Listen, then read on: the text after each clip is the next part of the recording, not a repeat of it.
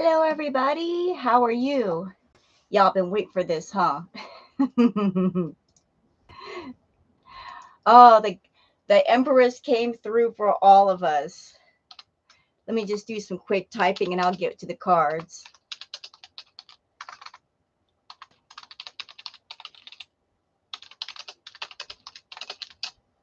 Hello, how are you? 1 second.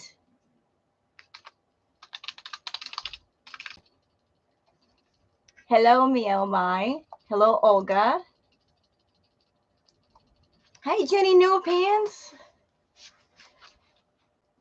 Welcome.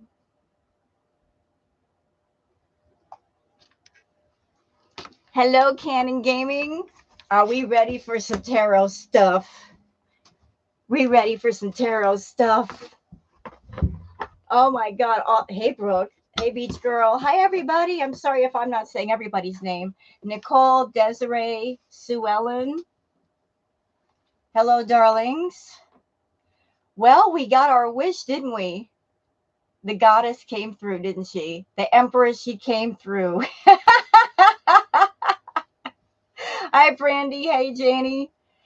The empress the empress came through. Told you she would. I knew she was close.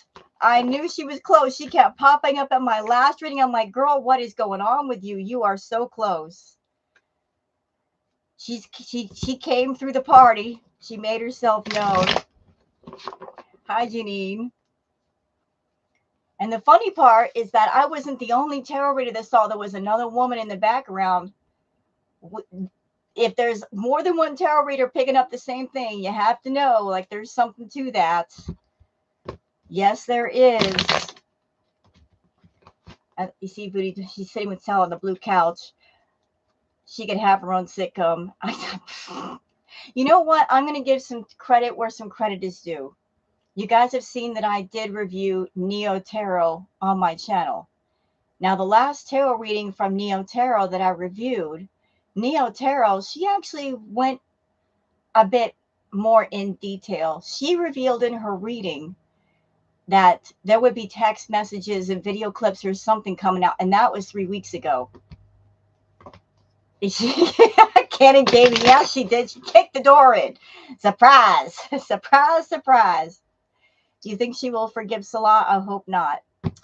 You know, knowing Foodie, she will, but can I just give my thoughts on that for a minute?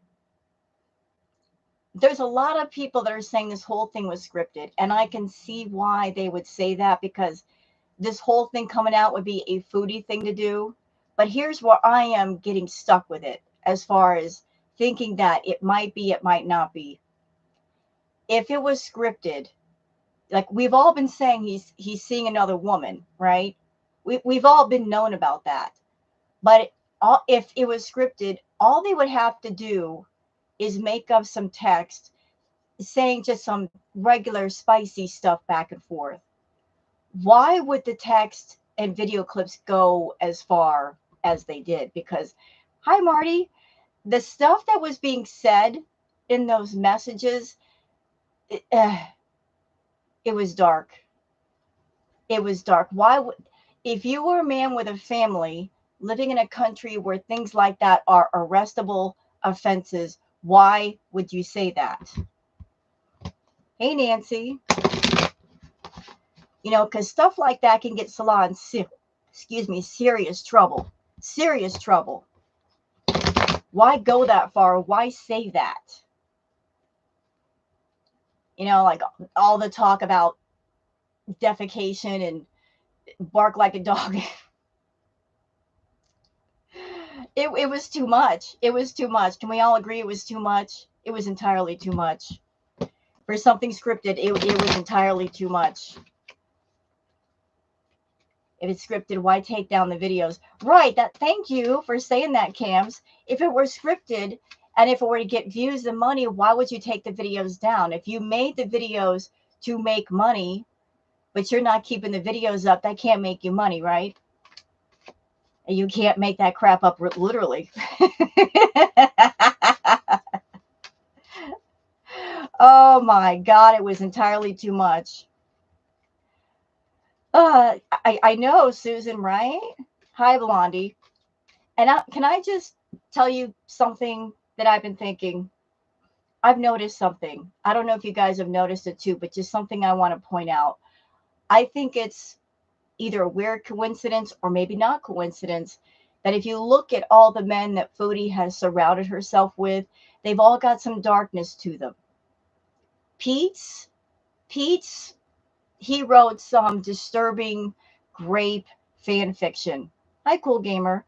Natter, we know about what he is and the situation with May. Karate Joe, her mod that she was so attached to, we know what happened with him. Salah, now stuff coming out about him. What are the odds of her surrounding herself with these men that they all got something going on with them? You know, like BB was a good man. BB was good. But just the majority of the men that she surrounds herself with, they got some darkness to them. So did she not know, or did she know and that's why she chose them? Hey, GM. Right. I saw that account was gone too, Amethyst. Like she dropped the receipts and she was gone. She was like, here you go, girl world, bye. And I don't know if Foodie reached out to her and that's why she's gone, or she knew that there might be some repercussions for what she did. But she was like, here's your receipts, grab it. Okay, you got it, bye. Later. And it's like, it's okay. You dropped the receipts. You did us a solid later. I think she knew he has fetishes, but not to that extent. Can I tell you something, LED? I'm just going to let y'all know. I have thought for the longest time that Foodie has a degradation, humiliation fetish. That's been going on for a while. And she also has this fascination with bodily functions. We've seen live streams in the past of her just sitting on the couch or sitting in the bed and she messes herself. And you can't tell me she did not know about Salah and his interests. Okay, maybe they picked each other for that reason. Like, I'm sorry, Bella. I know it's gross stuff. I am so sorry. Listen, it's nasty, but it is what it is. I hate to talk about this stuff with you guys, but they brought it to the table, you know, didn't they?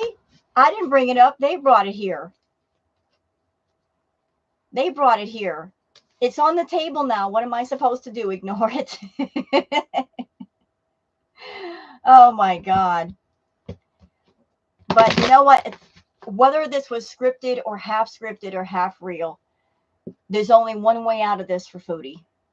She's got to leave Salah alone. She's got to stay in Canada and leave him completely alone. The couples channel, that's done. Can you see them doing couple stuff together on that couples channel? That's done. That's obliterated. Hi, Gypsy. Showing him on the main channel, that's out. If she goes back to Kuwait, more than half her beezers are going to be like, bye.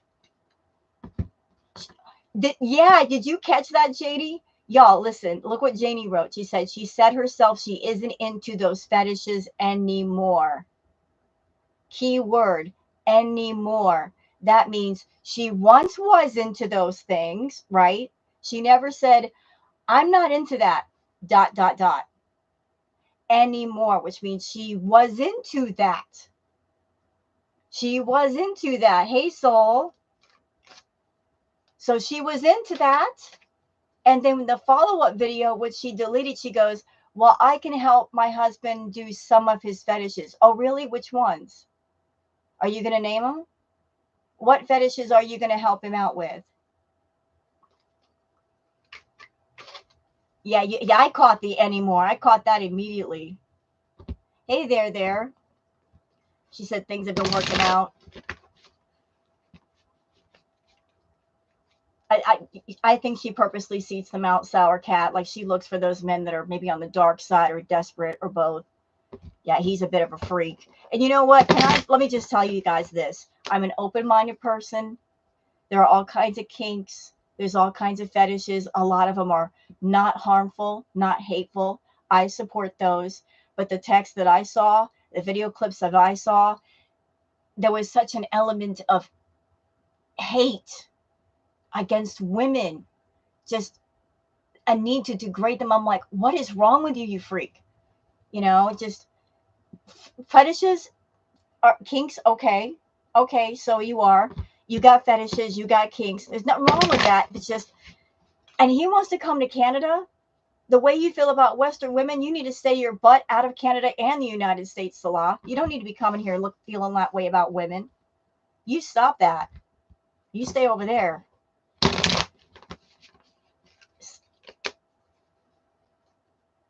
Get sick for being I know, right, Blondie?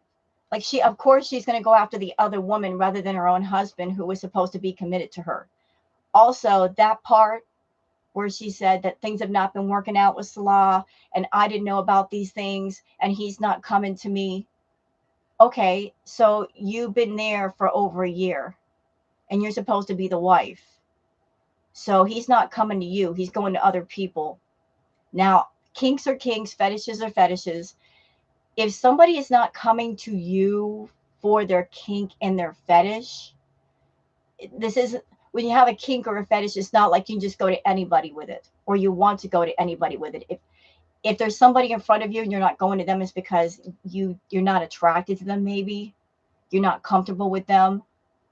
So he's going to other people for his desires and not her. Okay. You're supposed to be married and your husband's not coming to you with his desires. Something's wrong. Something's wrong. She is safe in Canada. Your thoughts? I don't think she needs to go back to Kuwait. First of all, she's in really bad health. And like, if she goes back to Kuwait, who knows? I'm not saying Salah would do anything, but who knows? And if she went back to Kuwait, knowing that he's been talking to women on the phone, how are things going to be between them? She's going to be like hyper paranoid and afraid and insecure. Like, what kind of environment is that going to be? Like, you're going to be extra tensed up, waiting for something to happen. Hey, Corey. Like, can you imagine the atmosphere? Like, you go all the way back to Kuwait. First of all, your subs are not going to like it. They're going to curse you out every day. The reaction channel is going to be laughing at you, which we're going to anyway, because this whole thing with Salah, that's going to be the next biggest joke for about a year. Yes, we have the right to laugh because we told her so. We told her that he wasn't into her and she didn't want to listen. Now there's proof. Now there's proof. So that's going to be our joke for the next year. We're not going to let them forget it. But she's going to do what? Go over there and sit next to him? And that's going to stop him? No. You know, like she thinks that by going through his phone, that's going to stop him. How do you know he doesn't have a second phone, Chantal? He obviously had a second Instagram account that you didn't know about, girl. And since you're at the house and he's got to go and get food, you don't think he's going to get a little bit when he goes to get food? Since you're not getting your own stuff, you can't get your own stuff, and depend on him. He's got plenty of opportunity. You know, like I told you, Chantal, when a man wants to do something, he'll find a way. That they've been having problems. What were the issues? Oh, I'm sure there's lots of issues. I don't think they're married at all. I don't think so either. He will not let her back. Well, that might be the best thing for it. They don't let her back. She needs to stay in Canada and get her life together. She plans to go back now. And that would be the stupidest thing ever. Especially right now. If she goes back to Kuwait, her channel is done. It's a done deal. Even without this little scandal, people were bored with the Kuwait content, seeing the blue couch, seeing the curtains, the mukbangs. We were bored. We were bored. She went to a chat and people were watching somebody and they put on Foodie and people were saying they were bored, and she saw that. You're bored. We're bored with your content, Foodie. Has got to be with her attitude. Well, that's because of her obsession with food. Yeah, I don't want Kuwait to take Chantal back. It would not be a good environment for her. She's done if she goes back to Kuwait, or she's done in different ways. It's bad for her health. It's bad for her channel. The only thing that can save her and her save her channel now is to cut all ties with him. Keep it moving. And anything involving Salah, people are just, the Beezers are not going to be having it. Oh, I'm sure she knew, Random. I'm sure she knew about his little fetishes. Maybe that's why they got together in the first place. Like, if he watched her content and seen all the things she did, why would he be okay with it? The farting, the burping, the pooping of the pants. Why would any normal guy be okay with that? Unless maybe he had an interest in it. Maybe that's why he picked Foodie in the first place. We don't know. You know, maybe he picked her for that reason. And something else that I noticed. Did you guys notice, as well as I did, that when she did the live stream, her talking about the fetish aspects, she really didn't seem too surprised, did she?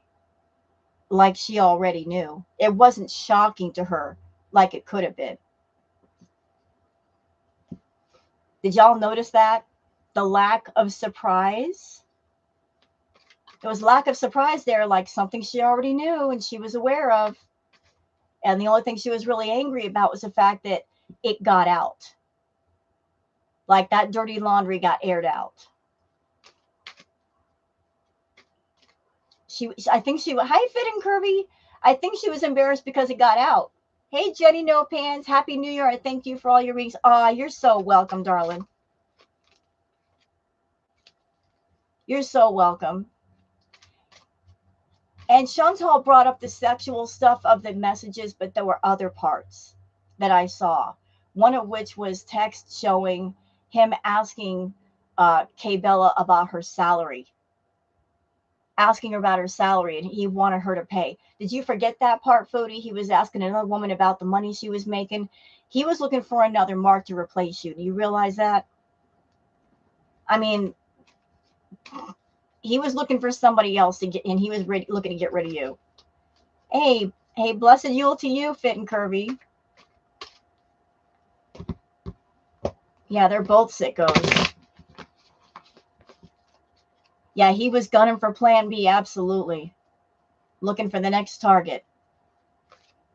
Sure was. Lord have mercy. This is a mess. And she said she's taking a break. I got a feeling this is what's going on. I think with everything being so messy, Foodie is sitting down and thinking, how can I save this? This is a mess. What do I do? What do I do? Oh, how do I even fix this? Oh, my Lord. She's like, she doesn't know how to fix it. Should I go back? Should I not go back? What should I say? Somebody just took the script that she had and burned it. Hey, Payday. You know, if somebody went completely off script, now she don't know what to do. Going for a year and a half with weight loss surgery. Well, apparently that's not happening. He thought he had that much time to play around. Well, he should have known by being around Foodie. She's not going to wait that long to be around him. She's too insecure and clingy. She's not going to leave him alone for a year. She can't leave him alone for 3 months. You know, can I just say something about, if it's true that he's a bisexual man, I got nothing to say about that. I accept people for whatever their sexual identity and orientation is. But, you know, I got nothing to say about it. I'm just here talking about like what the text said. She cannot come back from this one. No, she can't. And I'm living for it. Thank you, Empress. Thank you. But here's something else for y'all. Where there's one, there's more. You know there's more. Where there's one Empress, there might be some more waiting in the background. I've heard rumors where it's like there's somebody else that he was talking to. Don't know who that person is, but where there's one, there's usually more. There's usually more.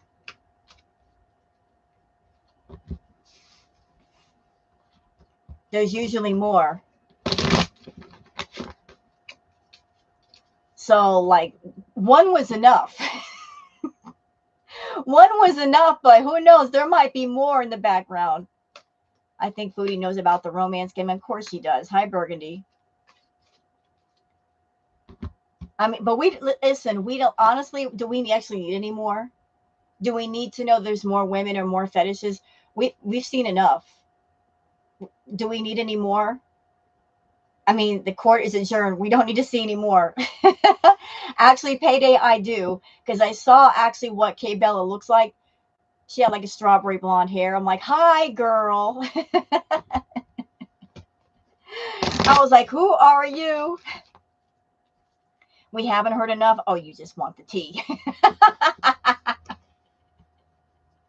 You're right. We haven't heard enough. We haven't heard enough.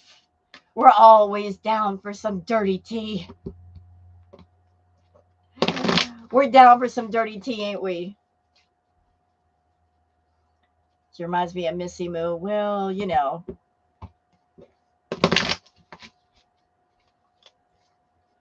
So let me just, this tea was very dirty and it tasted good. Did it not, Fit and Curvy? And I give credit to I was in Hannibal's chat and somebody came up with this term and I'm like, that is just so perfect. Scat fishing. She was scatfished. The catfish got scatfished. Lord, I can't. Y'all kill me on the internet. Stop that.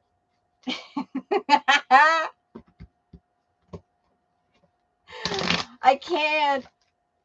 I can't. She's mad that her fairy tale she tried to sell us has been exposed. Can't keep that facade up anymore. Nope. Nope. We're not going to hear that song, Handsomest Man, anymore. Thank God. Handsomest man. Handsomest man.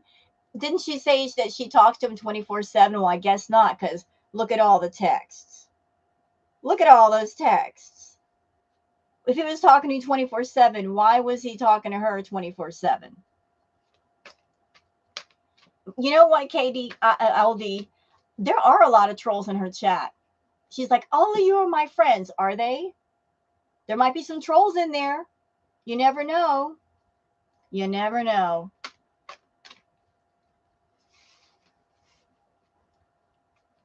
She got scatfished. Had to block him because he wouldn't stop messaging, which also proves that he had more than enough time to sit there and talk to her all day. So apparently he doesn't spend all the time around you, Foodie. He left you alone a lot, didn't he? Because I know he didn't do all that in front of you. But my money is on the fact that he's got another phone. It's really easy to get another phone and keep it somewhere else. It's really easy to get another phone and other social media accounts. It's real easy.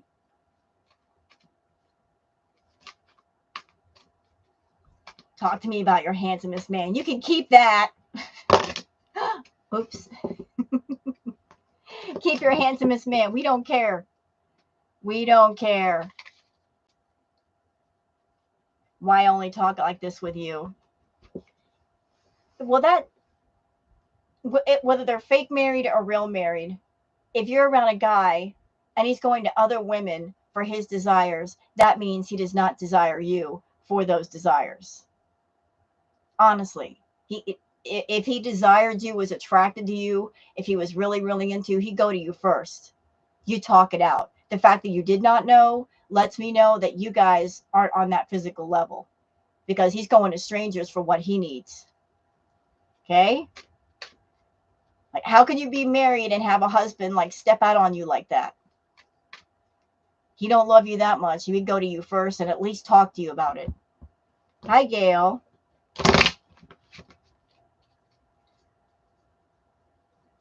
Exactly. It's a serious relationship. You know, and Foodie didn't know? Yes, she did. She did. She did. She knew. You know, if Salah's losing his mind right now, it's because he knows his cash cow might be heading the other way. Like, that's all Foodie's ever been to him, is a cash cow, a mark. Hi, Nancy Jennings. Kai was smart to videotape your text live. Gives it on his. Yeah, I saw that there was some kind of mode, that vanish mode, I think it was, that the texts were gone in seconds. He thought he was being slick doing that, but he forgot things can be videotaped. Oh, you forgot that part, didn't you, Salah? Because he's an idiot. Knowing that Foodie, like, there's people in girl world everywhere that don't like her, looking for the dirty tea. Why would you talk to somebody online like that? You're not even doing things locally where nobody would know. You're doing something with somebody on the internet. Big stupid idiot. After a year, the most we learned about salad happened in a day, right? Exposed. You've been exposed, sir. Fully exposed. Everything's been obliterated. Her main channel, it's been damaged. His gaming channel, damaged. Couples channel, damaged. No going on trips with Salah. No doing live chats with Salah. All of it is gone. All that's left is her main channel, and that's going to be damaged for a while. But anything having to do with him, bye. Bye. No more Salah. No more handsomest man in the picture. You're going to do everything by yourself, Foodie, unless you want all the beezers to leave. We can call it Poopgate if you want. Will she reach her 100,000 subs goal? You know what, Foodie's been buying her way to that goal.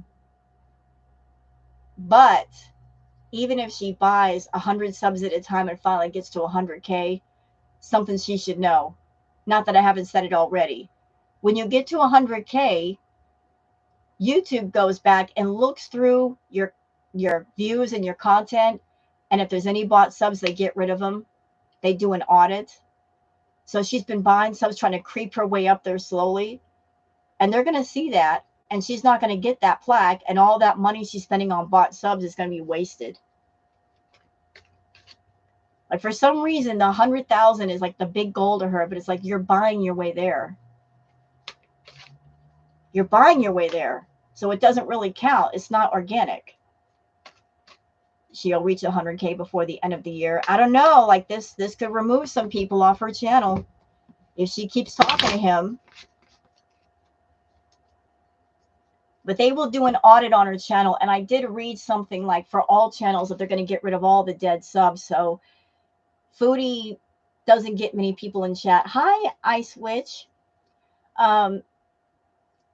If they do an audit of her channel, how many active subs are there really? Like, what, 20,000, 30,000? It's not 100,000. When the trolls unsub, it will drop. Exactly. I don't know why she's so focused on a plaque anyway. Where's she going to hang the plaque? She don't have a place. Where are you going to hang it at? You don't even have a real home right now, girl. You're going to hang it in the Kia? You hang it up there on the Kia? On the ceiling? Hanging up there like where the seatbelt is? Jeez. Okay, like I'm gonna get busy with this reading. I bet she gets back with Salah. Right. Next to her, Sam and BBJ painting. Mr. in the back of the Kia. Yeah, about that. Look, here's what I think about her being in the Kia so much. I think she might be staying with mom. And maybe mom is okay with Chantal sleeping there at night. But during the day, if mom works and her stepdad work, she has to be out of the house. I don't think she's allowed to be there full time. Like, they tell her, like, when morning hits, you got to go. Because she did mention having a curfew. Like, she's never streamed that night, has she? Uncle Phil.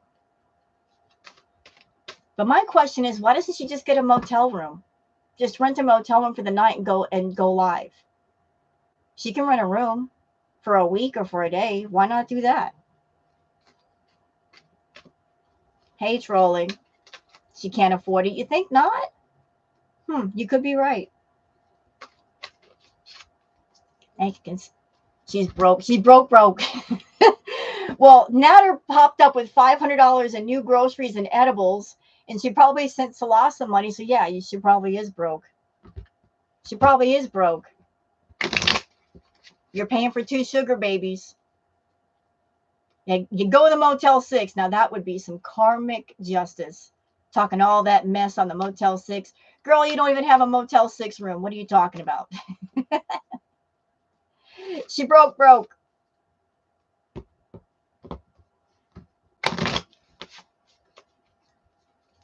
How can she afford to fly back to Kuwait? You know, it's one of those wait and see things. People have been speculating that she might wait to fly back after the first, because as a Canadian resident, if she can only stay gone for 6 months out of the year, and the first of the year starts the clock all over again. Yep, she has to have 2 seats now, and that's expensive. That's expensive. You know what? If Chantal did stay to Motel 6, that would make me laugh so hard, because she's goofed on people for living in something other than a house. People in a trailer. Yeah, I live in a trailer. So what? She's goofed on other people that had trailers. Like, she's always made fun of the Motel 6. Look at her hanging out in her car. She don't even have a trailer. Don't even have a motel room. Karma. Ain't it great?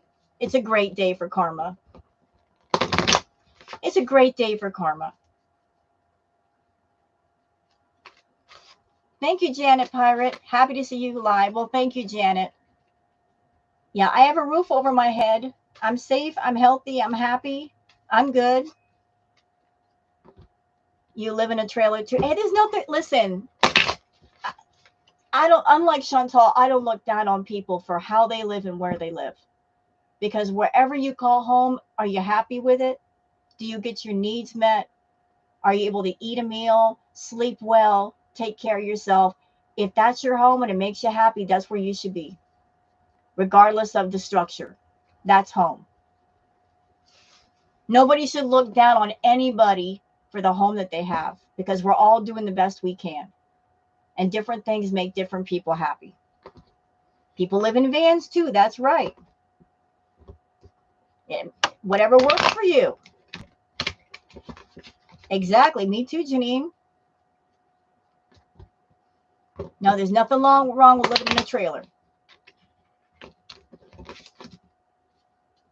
I mean, Booger likes it. She's sleeping right now. She gets her zoomies.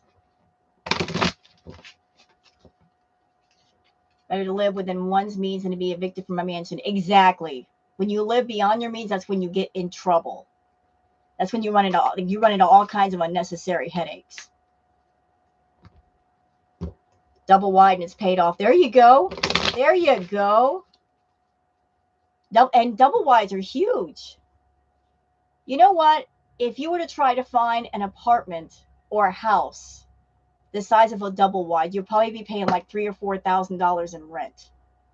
Like, the standard going price for a 1-bedroom apartment is like $1,700, $1,800.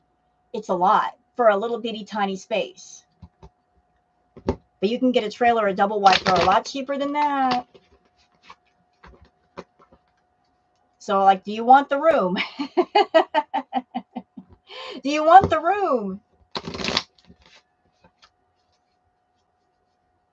Okay, we're going to get started with this. I blabbed enough. We got 33 minutes in and I haven't done the reading yet. You're like, hurry up. But I want to cover all the foodie stuff because there was a lot to talk about. There was a lot to talk about. Like, the couples channel is done. Salah is done. If she goes anywhere near him, if she talks to him, if she forgives him, like, the Beezers are not going to have it. I promise you. They're not going through this again. All those new Beezers that she just got, pretending to be a pious person, they're going to be out.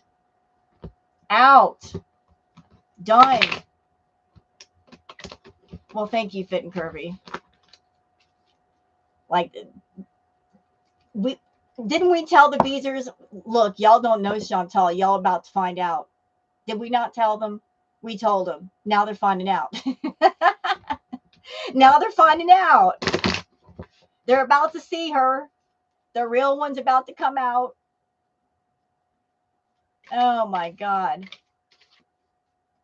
You're practically out. I know you know what, Corey, I get it. Things can get too dark sometimes. If all this stuff is too much for y'all, if you feel you need to step out for a minute, an hour, a day, a week, I get it. I totally get it. I remember I went through this when Chantal was doing the Natter stuff and all the talk about SA and DV. It got dark on her channel, which led to talk about it on other channels and people sharing their experiences. And I've been through some stuff and I'm like, I feel oversaturated like a sponge. That's why I said enough. And I started doing the ambient stuff. Just overload. Overload.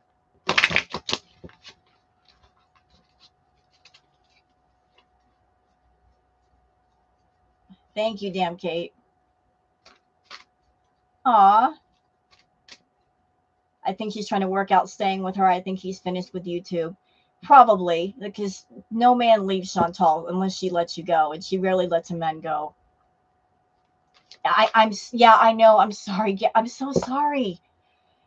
As a reactor, how do we talk about this stuff without talking about it? I do the best I can to be polite. I know it's a lot of it's gross, and I'm so sorry. But she brought it to the table, and she's bringing it up. How you discuss it without discussing it. I am so sorry, though, if it affects you like that. My apologies.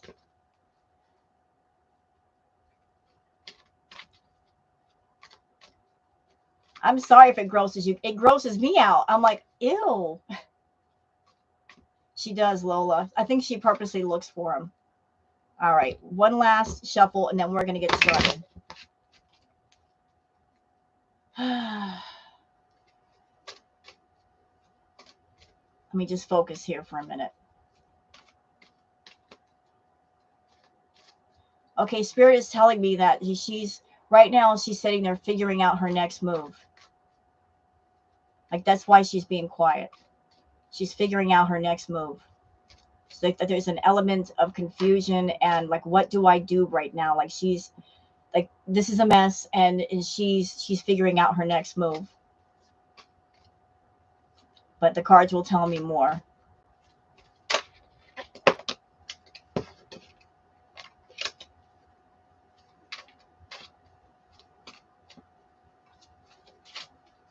All right. So talk to me about Foodie Beauty. Ooh. First card down is the moon. Secrets coming to the light. Things that were in the dark are being lit up now. I don't think the secrets thing is over. Like, there's exposed. Like, we're not done, y'all. We're not done. Oh, the Queen of Swords.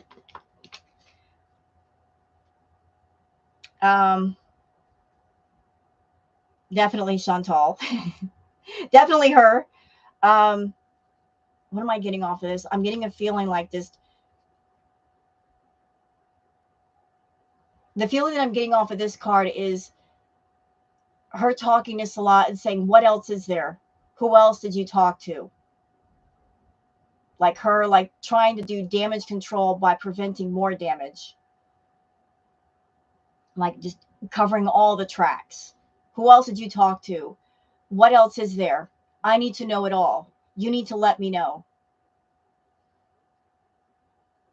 Like she's running around like just trying to do that damage control.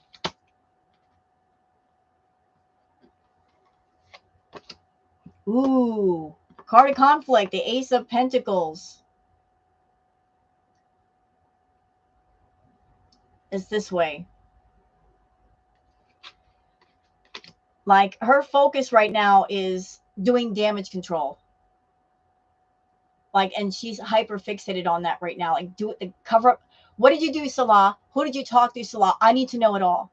I can't let anything else come out. You need to let me know so I can contact these people, so I can talk to them, whatever, you know. Hey, DG. And there's going to be more focus on that than making money. As long as she's focused on that, like, the gate is closed on making money.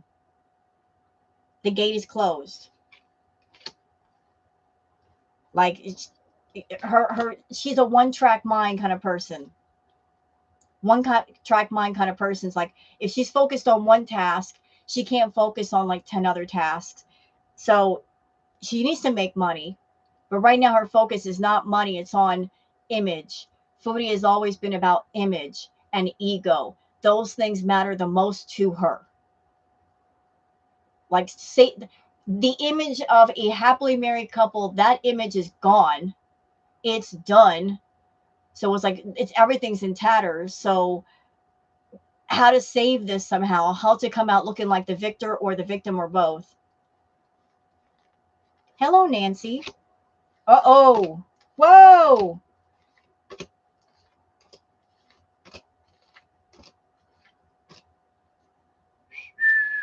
Ooh. The tea is spicy today. The tea is spicy. It is spicy. She's going to be taking a lot of hits. A lot of hits. Penetration of the ego. And oh my, she's going to be taking a lot of hits.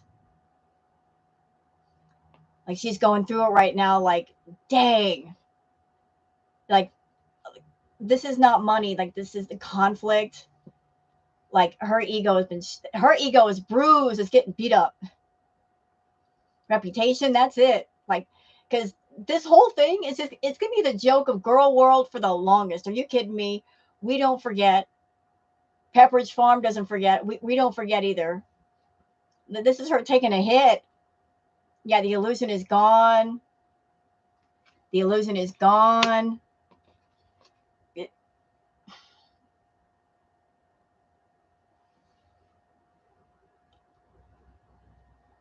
Yikes. Like, this is her.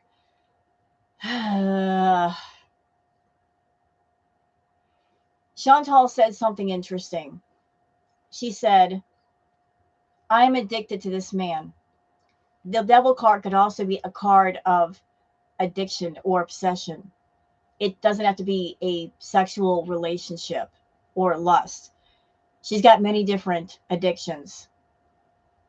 I think she was telling the truth when she said she's addicted to Salah. But she also said that about Natter. She said that exact same thing about Natter. So even though she knows that she should get away from Salah the way she got away from Natter, she's not going to. Like, he keeps pulling on her and she keeps letting him. So she is literally chained by her addictions, and he is one of them. She's letting those addictions rule on top of her. But I got a feeling there's more than one female here. Like, when there's one, there's usually more. There's usually more.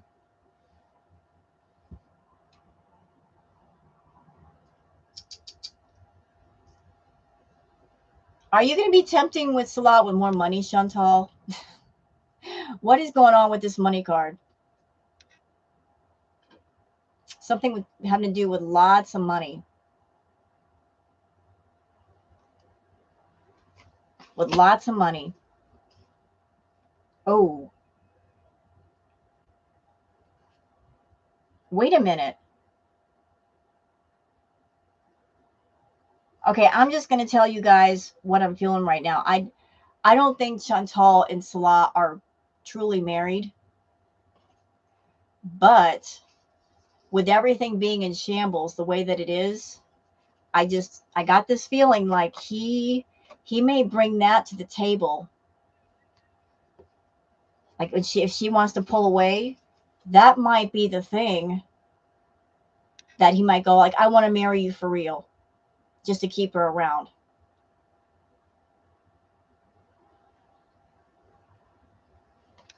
Like, he's in serious trouble right now. He might pull that out. He might. He might. And she would go for it. Next card is like the Four of Cups. Her offering him money and him saying, no.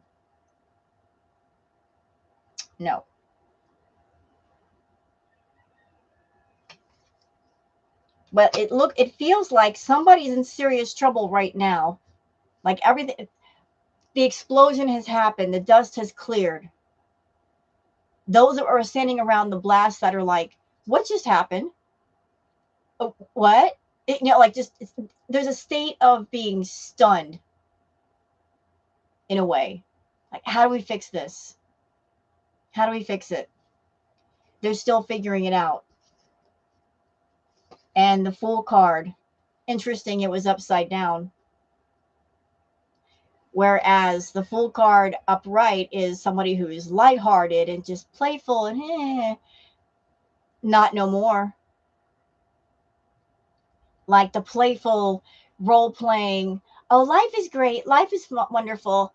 That just got shattered. That's over with.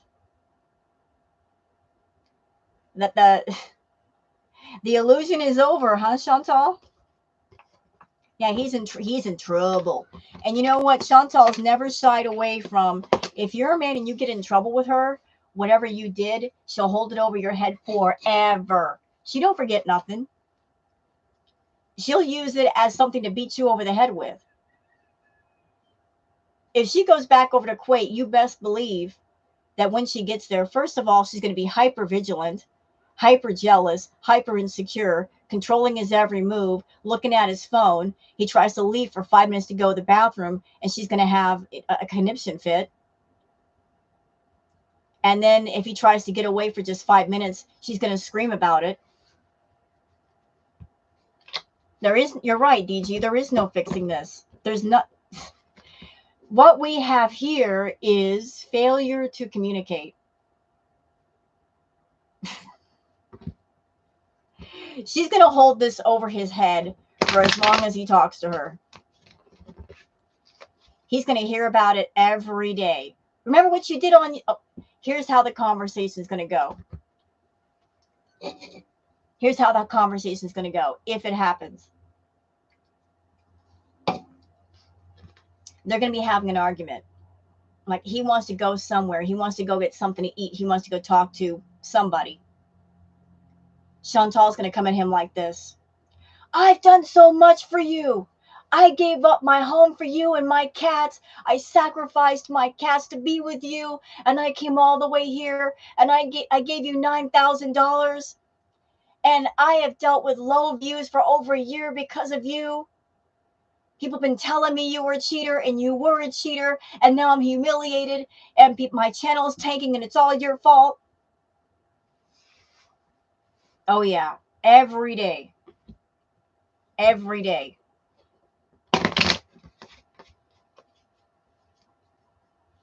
Every day. Oh, that's going to be interesting, Nancy. What are his plans for New Year's? He ain't going. If she comes back before New Year's, he ain't going out for that night. Trust. She'll keep his butt home. Exactly. She did that with Natter. She'll absolutely go back to Kuwait if for no other reason, because she'll have no other choice. You could be right, Just Breathe. She doesn't have a home in Canada. Honestly, she doesn't have the money to get a home, to rent a place. She has to go back over there. If it was a return ticket and not a one-way ticket, it would have been cheaper. She could have got money from Salah and used that for some kind of deposit, but she didn't do it. Like, she fully intended to go back. She was upset that he was intimate with another woman, not that he was cheating. So who is paying for this? That's a good question. Who's paying for this?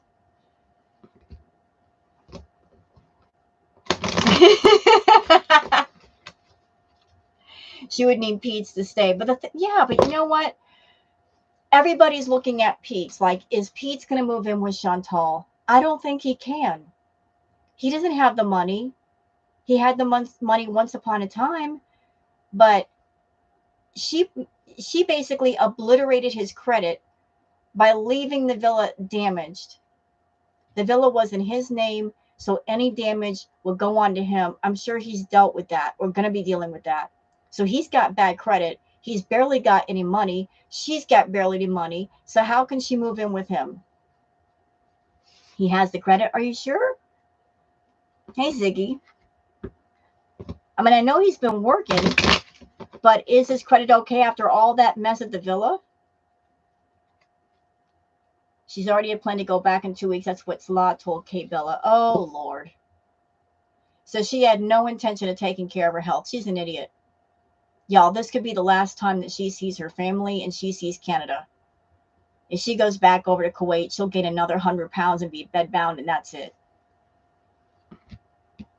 Well, he can afford a place with a roommate, but doesn't he renting just a room? He's just renting a room in somebody's house? Because that's cheaper than living, throughout a full house. Renting a room is very cheap. You just get the bedroom. And he won't be moving. Pete does not need to move in with Chantal. Nobody needs to move in with Chantal. Chantal needs to take care of her doggone self. She doesn't need to be bouncing from one man to the next. Living with friends of his mom and an elderly couple. He needs to stay there. Don't move in with Chantal. Nobody needs to move. She needs to be on her own and get away from that codependent nonsense. Stop looking for a daddy figure. Your dad is your dad. Every other man is not your dad. Stop trying to treat them like your dad. Stop treating other people like a caretaker or father figure. Too much work. She's trying to regress back to her childhood, and she's not a child. She's almost 40. She needs to grow up.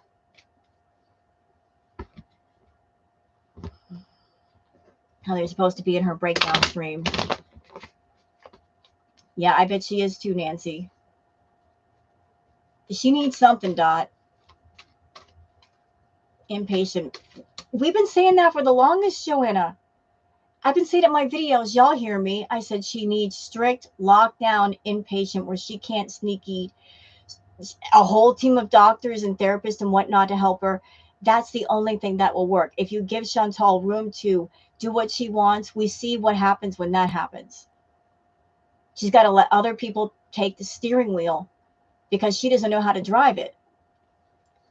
Where's Booger? Oh, she's in the bed somewhere. She's around here. She should be an inpatient and no internet, right?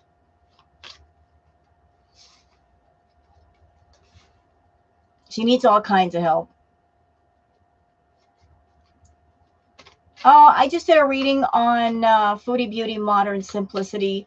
So to recap the first reading, Foodie right now, she's in that what do I do now phase. Like the bomb just went off and she's like, the smoke is cleared and she's just walking around the charred earth going, this is a mess. How do I fix it? How do I fix it? Thinking about her next move. Problem is, Foodie, she plays checkers, not chess. She doesn't think 10 moves ahead of herself. She'll jump one move and think she's doing good when there's other spaces in front that there's stuff going on. She needs to stay in Canada. All right, so we're going to do one on Mr. Salah, too. She is a mess. Yeah, go ahead. Give me a like if you guys want. If you want to sub up to my channel, that's cool. I do tarot readings here and there, and as well as reactions to Foodie. Do you think she will let Salah forcibly his fantasy on her to try to keep him? Well, you know what? Let me, before I answer that question, where I need this. Hold on.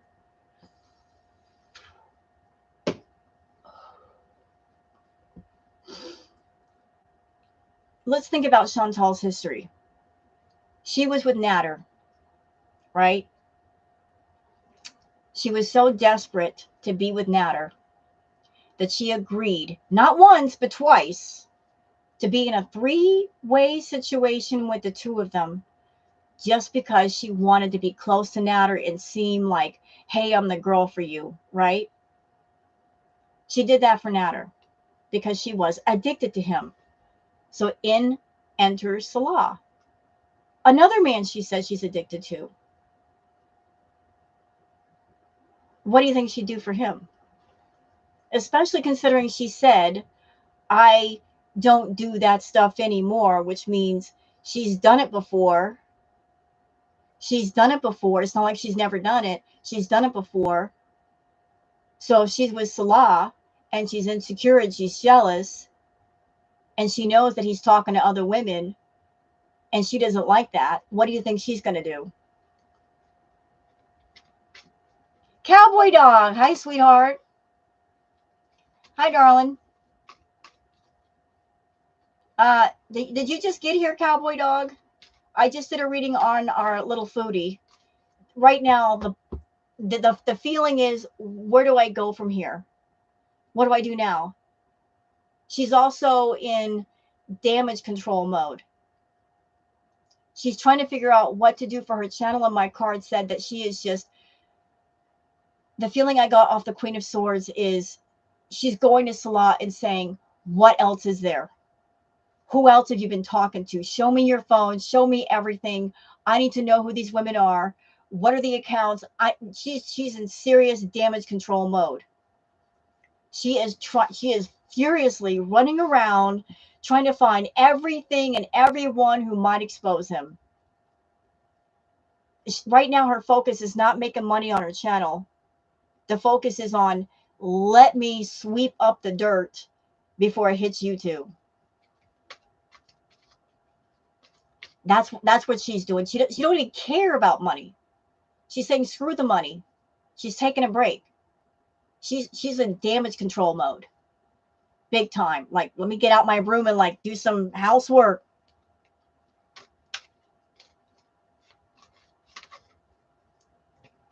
I know he's not, I know he's been exposed, but Foodie is always thinking about her channel.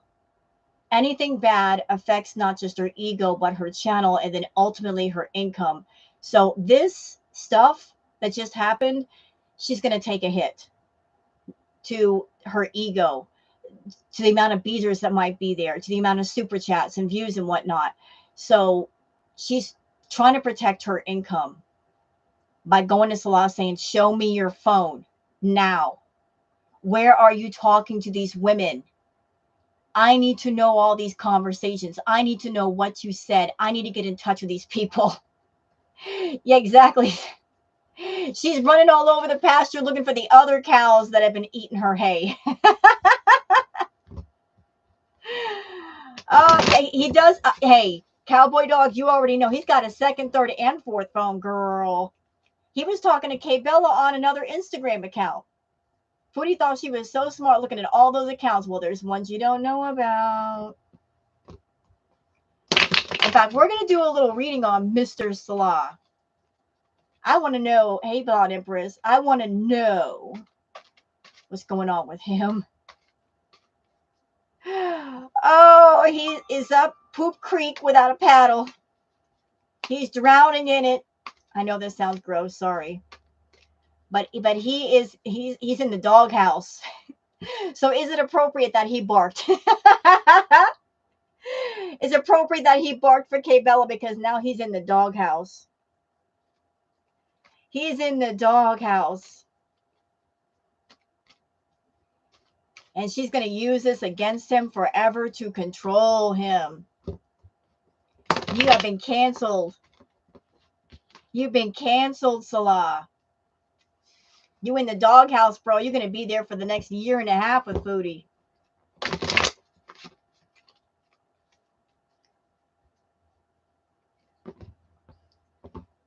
That was a wimpy. I know, right? It sounded like an owl. Like, hoo-hoo. What kind of bark was that?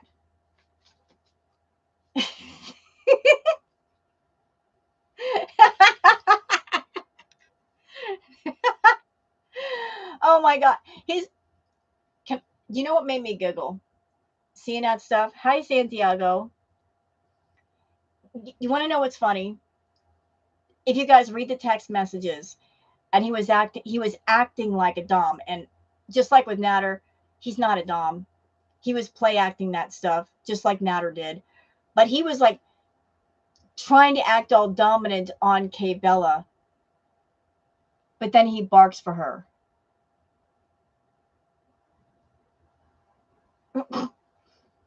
um, so you're a dom who barks. I've never seen a dom barking for somebody. You're a dom and you're trying to be all dominant, but you're barking for a chick? What? Seriously?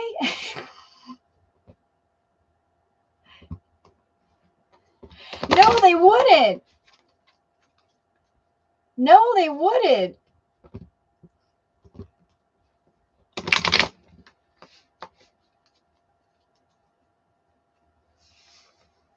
And he's got some ugly feet. It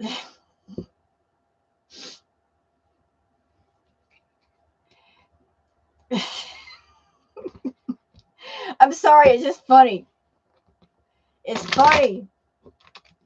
Bark like a dog.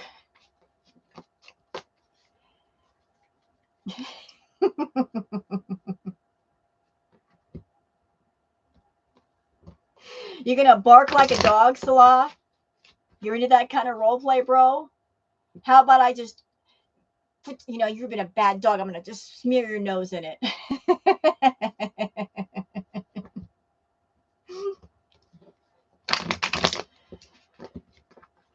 Oh, what? Timu Marquitas? No. No, you're right. He's not BDSM. He's not. He's a straight sadist. You're absolutely right about that. Yeah, that's another bit of good news. So I guess Music Biz Marty is, he talked about Salah, so he's around. He's around. That piqued his interest. He's around. You're going to talk with Kay Bella? Well, that should be interesting. I hope it's a very interesting talk. Maybe she can shed some light about why she deleted her account on Twitter. Maybe just out of self-protection, knowing how Foodie it is with people.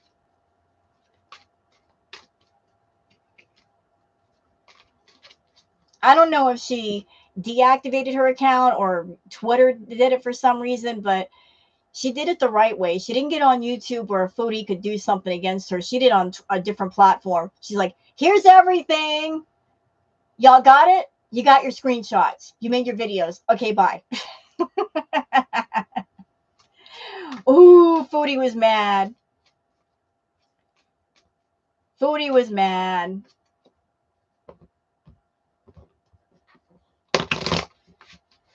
She deactivated for mental health, I think, or so she said. Well, that could be also it, too. She dropped all the tea and then she was gone. Yeah, her timing was brilliant. Well done.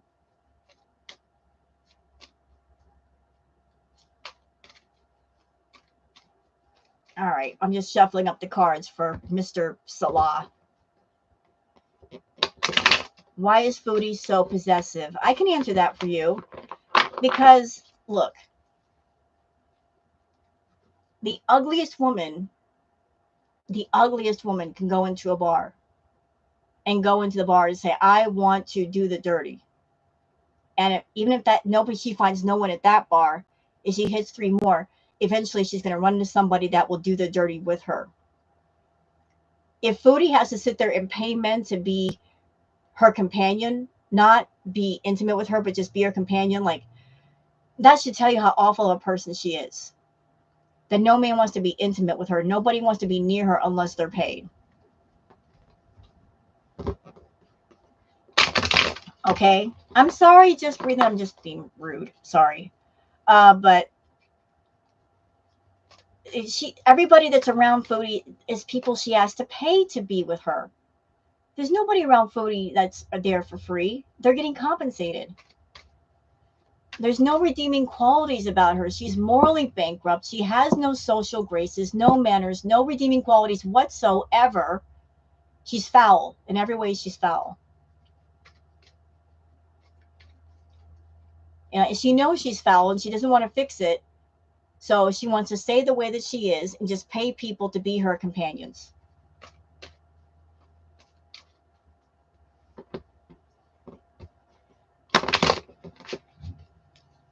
The first meeting not to go to work. Right. Exactly. Like, here's some money. Hang out with me. Versus, let's just hang out because we like each other.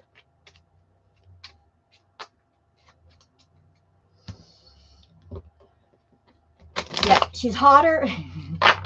She's hotter than 90% of us. Okay, I'm cooler than 90% of you. I don't need my house to be like 0, 5 degrees to stay cool. So you can be hotter than me. You'll be uncomfortable, but you'll be hotter. Go ahead.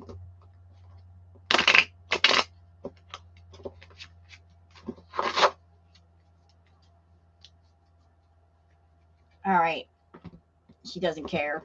No, she doesn't. She can't be broke and have all the money at the same time. Well, Foodie, when it comes to money, money burns a hole in her pocket. She doesn't know how to save anything. If she's buying Natter groceries and sending Salah money, her paychecks are going down. Even if she's doing cameos, she doesn't have much because she's always eating. She eats her paycheck. If Foodie had played her cards right long ago, she could have had a nice house, nice car, have money in the bank, maybe retire from YouTube. But she got stupid and she didn't pay her taxes and she got behind with that and everything went on useless things. Because she thought, like Amberlynn Reed thought, oh, this money train's going to run forever. And sometimes it doesn't. Her cameos are terrible. Yep, so I've heard. I'll have to pay a bill, pay rent. No, she doesn't.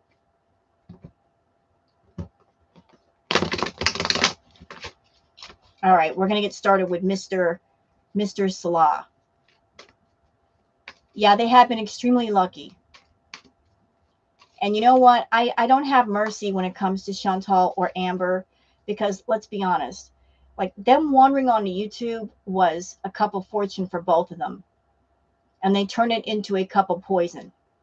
They can get on YouTube, make a video, make a couple $100 or so a day and not have to really work versus other people in the world that work harder, work those long hours, are set to a schedule.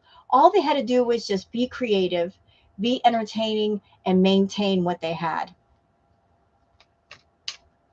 They could both be set up for life if they had just played it right. But they wasted their cup of fortune. Wasted it.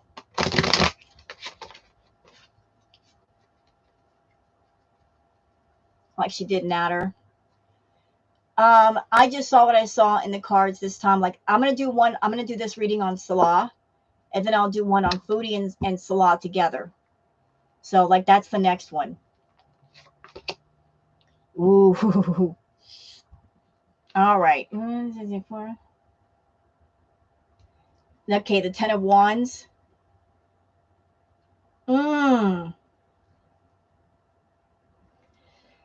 Salah, Salah, Salah. You're taking a hit right now. He's taking a hit, but at the same time, he's looking behind him at the fruit that is not on his tree, if that makes sense. This is a man that he's not just interested in one tree. He likes to have an orchard, like multiple fruit from multiple trees, and the trees are the women. So like he's taking the hit in the front from Foodie, but he's looking behind like, is there fruit behind me? Yeah. Is there any money back there? Is there anything to be gained? You know, like he's thinking, his mind is in like the other opportunities, the other women he might be talking to, the other money he might be making. But right now he's bruised and he's taking a hit.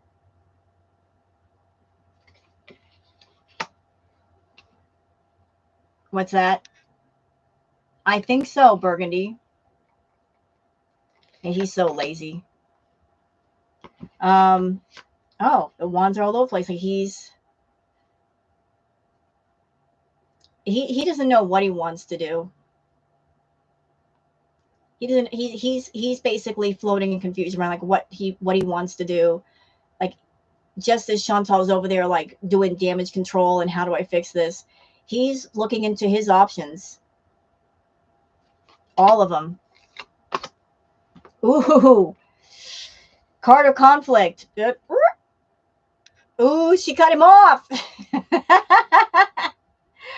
Oh, he's gonna get punished. Are you punishing him, Foodie? Are you punishing by taking the money away, girl? Oh, they're gonna be fighting over money. Like this is normally this way, and like this. Oh, she's gonna punish him.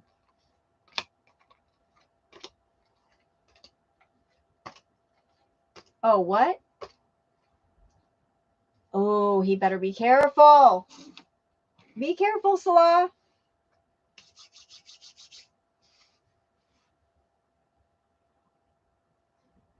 All right, let me just. This is interesting. This is interesting. Let me just take a look.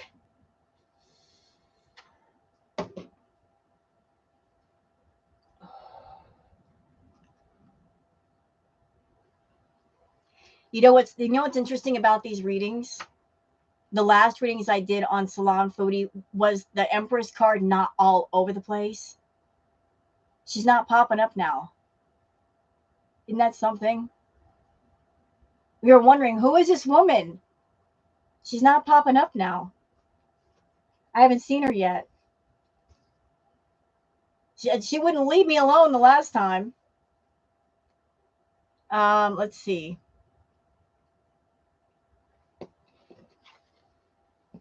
Are you going to be talking to somebody else, Salah?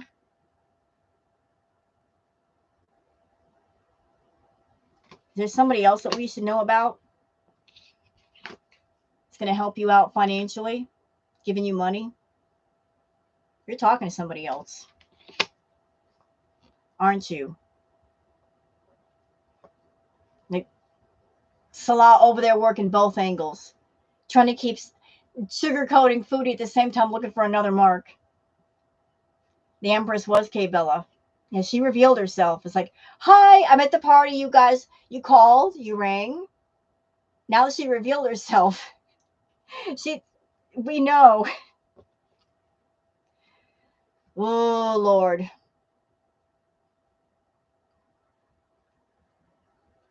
This is him and Foodie. There's going to be nothing but fights. There's going to be nothing but conflict. Nothing but conflict. Tension.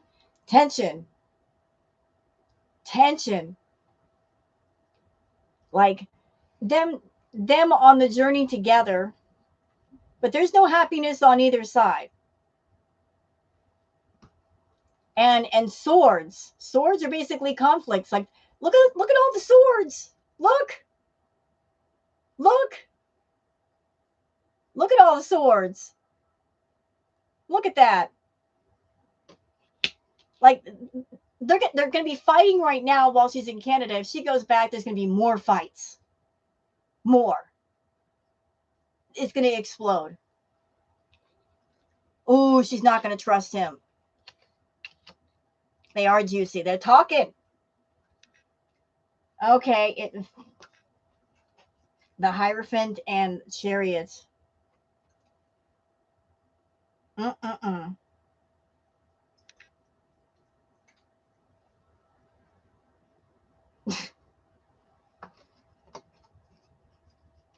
This is the one that makes me go, And I oop. And I oop.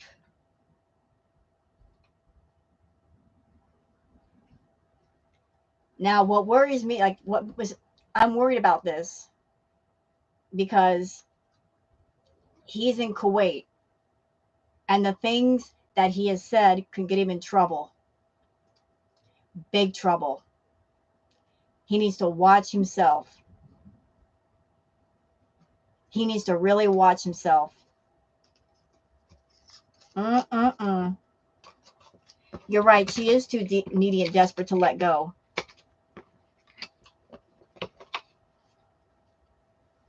Like things are on a tightrope right now. Oh, oops. Yeah, her health is down the drain, but like I said, Foodie has a one-track mind. She's not thinking about her health right now. She's not even thinking about her channel. She's thinking about anything relating to her narcissistic ego. Her ego has taken a hit. So, like, how do you fix this? Yeah, he's already in trouble.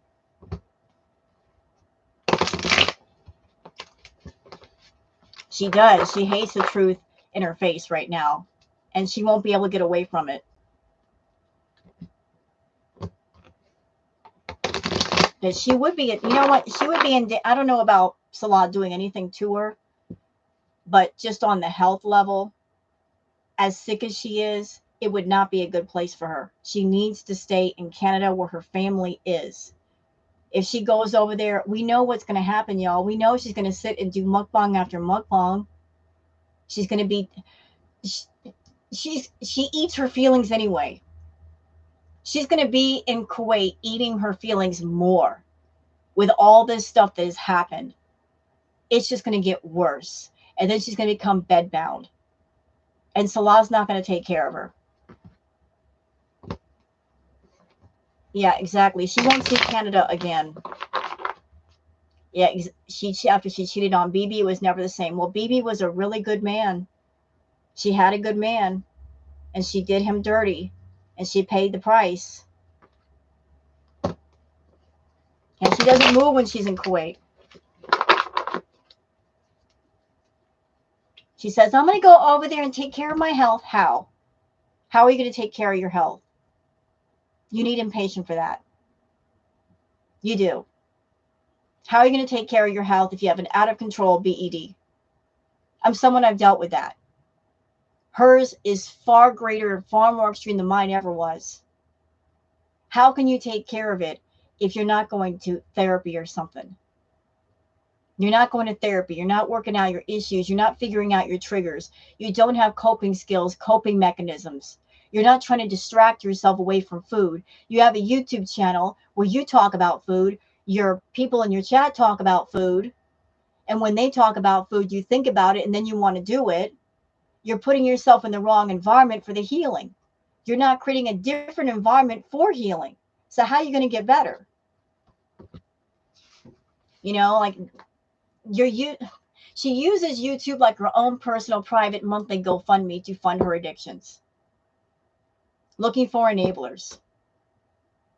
When we watch Foodie on her channel, listen, what we're watching for real is an addict doing her fix live in front of the audience, watching them get high. Nobody should see that. Nobody. Nobody should support that. Nobody. It's a snuff film in very slow motion. I don't want to see it. Do you think they will get her visa renewed? It'll be good for her if they don't. I hope they don't. I really hope not. He wouldn't take care of her when she becomes bedbound. No, he won't. He's not a nurse. He's not an RN. He's not trained for that. Taking care of a patient that's bedridden is a big responsibility. But taking care of a super morbidly obese person is an even bigger responsibility. Is he going to bathe her in bed, change her bedpan, check for bed sores and infections, and know what to do if he finds them? No. He's not set up for that.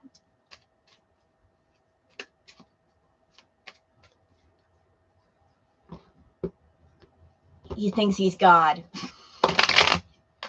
He's not God.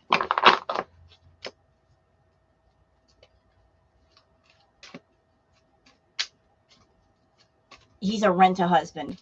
They were just playing house over there. Y'all remember when we were kids, that game we used to play? Like, we're gonna play house. You be the mommy, I be the daddy. Her version, you be the husband, I be the wife. And I'll pay you to play this game. That's all it is, playing house. An expensive version of playing house.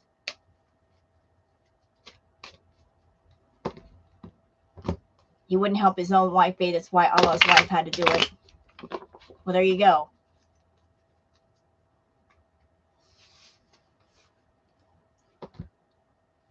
Yeah, do more damage.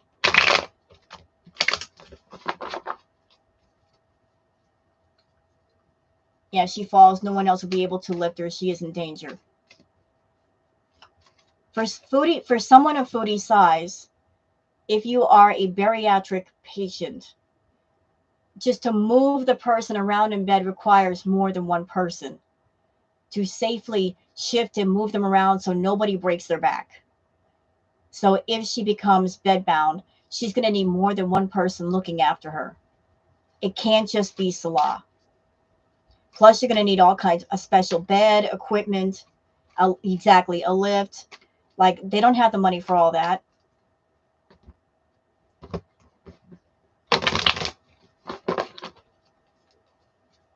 Like, she needs to stay in Canada. A Hoyer lift, is that what it's called?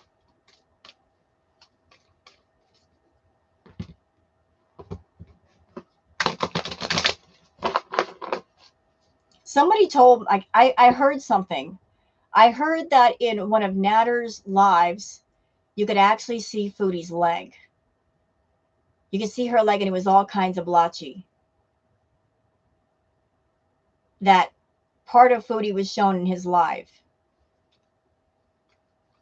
You were seeing Natter, Foodie. You were seeing Natter.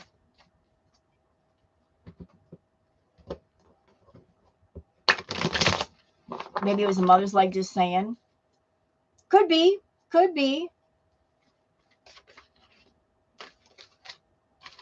Was it mom's leg or was it Foodie's leg?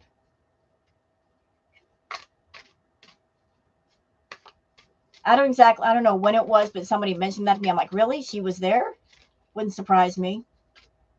She bought Natter groceries as soon as she got home. Yeah. That's classic Foodie, buying him food.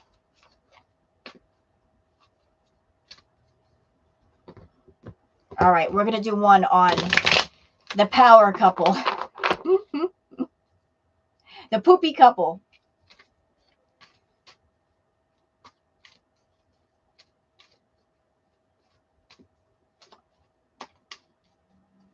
She showed it again on a stream. We would hear her breathing, though. Possibly. Okay, it probably was Dee Dee's mom. I'll take your word for it. But getting $500 in groceries, that had to come from Foodie. That came from her.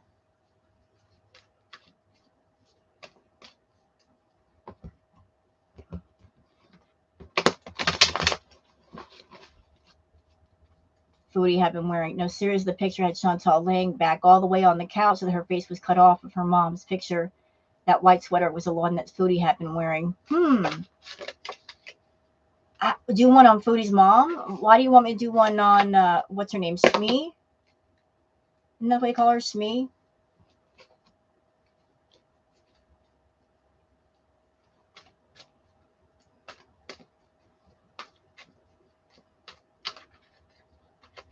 Why would she be buying them groceries again, though? I've got a theory. I'm just putting this out there. The timing is suspicious. I kind of noticed this, that Natter, like, he went out to the channels for a bit. I feel he did that because Foodie was using him to cause trouble. He threw like 140 privacy complaints. I felt Foodie was behind it then. And then right when Foodie's about to come back, or right when she's coming back, that's when Natter threw a complaint at FFG. Isn't it funny that he threw one at FFG and then he shows up with groceries? So were the groceries and edibles kind of like a thank you or a reward for services rendered? You know, like, hey, you did this for me, so I'll do this for you kind of thing. Exactly, payment. The timing of it all was like,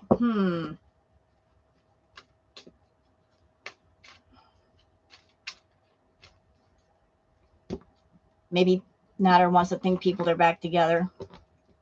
Like, the thing is, like, I don't know. Is it Natalie? I don't know Natalie. Natalie wants nothing to do with Chantal. I saw her face in that picture when they were sitting at the table. She looked so disgusted. She looked so unhappy, like, is she really here? Okay, we're doing one on the illustrious power couple that's 90% hotter than all of us.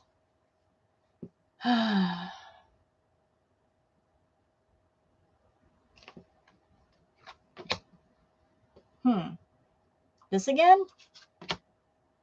I don't think I shuffled them up because I'm getting the same cards. Hold on, let me fix that. I don't want to get the same cards. We're shuffling. How Shmi is dealing with this. I think Mama Shmi put her foot down and said, "You are not streaming at my house." Good for Mom putting her foot down. She don't want all that nonsense there. Good for you, Mom. Tell her no. It's your house. Tell her butt to go rent a hotel room if she wants to get busy.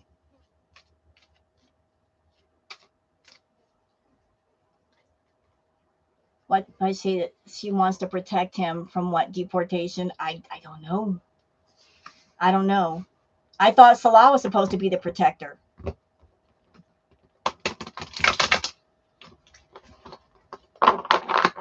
Shmi would tell all of us to go get a life. She can talk.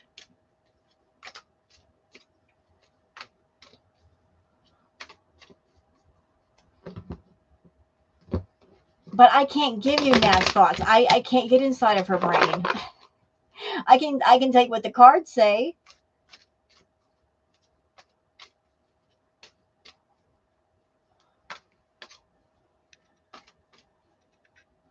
It could have been Mom. It could have been stepdad. Somebody in that house put their foot down and laid out the rules.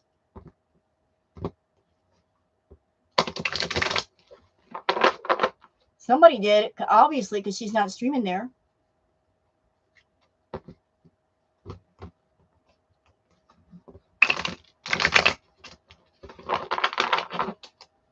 All right. We're going to get started now. All right.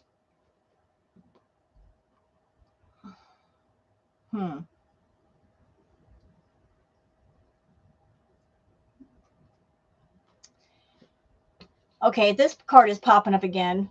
This must be something significant because it's popped up more than once. The being bruised and the vibe of protecting what you have, what little bit you do have. Like they're both taking a hit.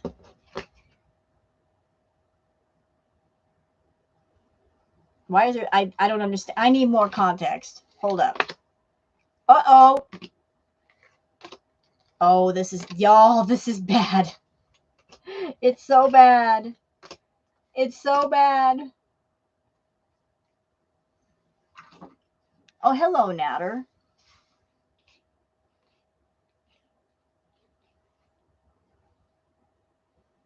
So I was kind of confused about this card. This might be Girl World. We're all celebrating. This is Girl World right now.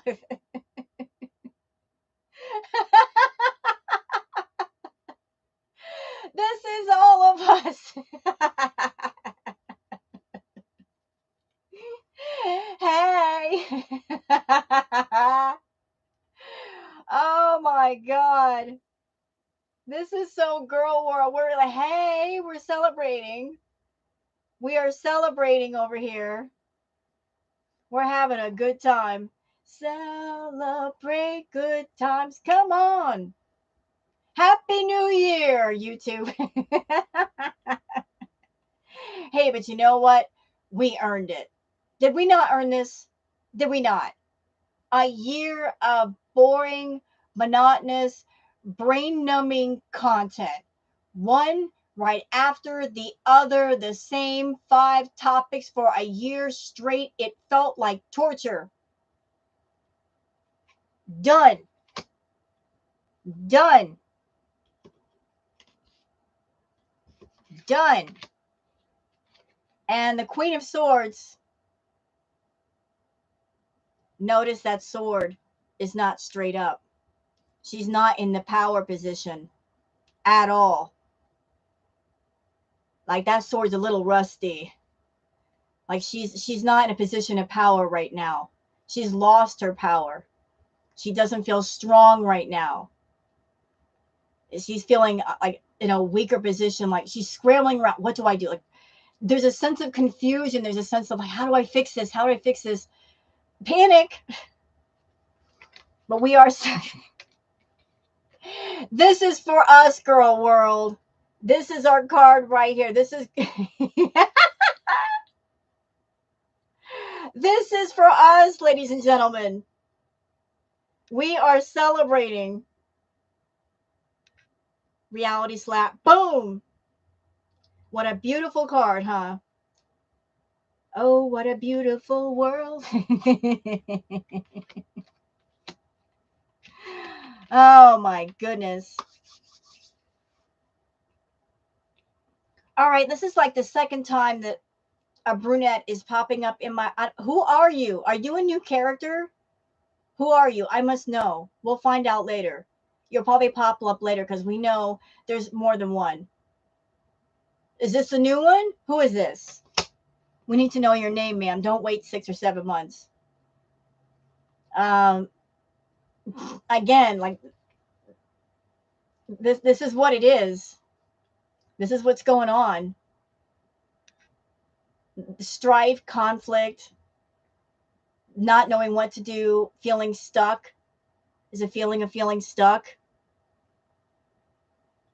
I got a feeling, y'all, there's more. There's more. There's more. Not that we need any more, but there's more. I'm brunette too. Look at my hair. It ain't me though. I swear it's not me. I'm not texting Salah. Don't want to.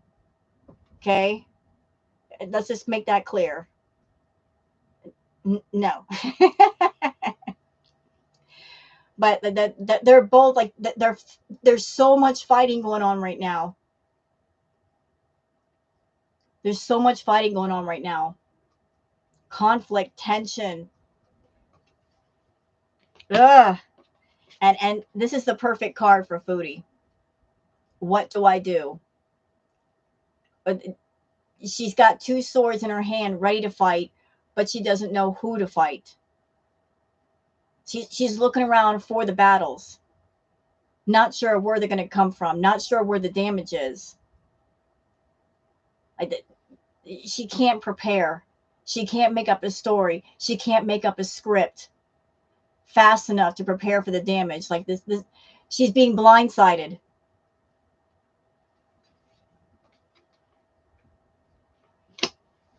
Like normally she can make up a story and cover things up, but this is something that she cannot prepare for.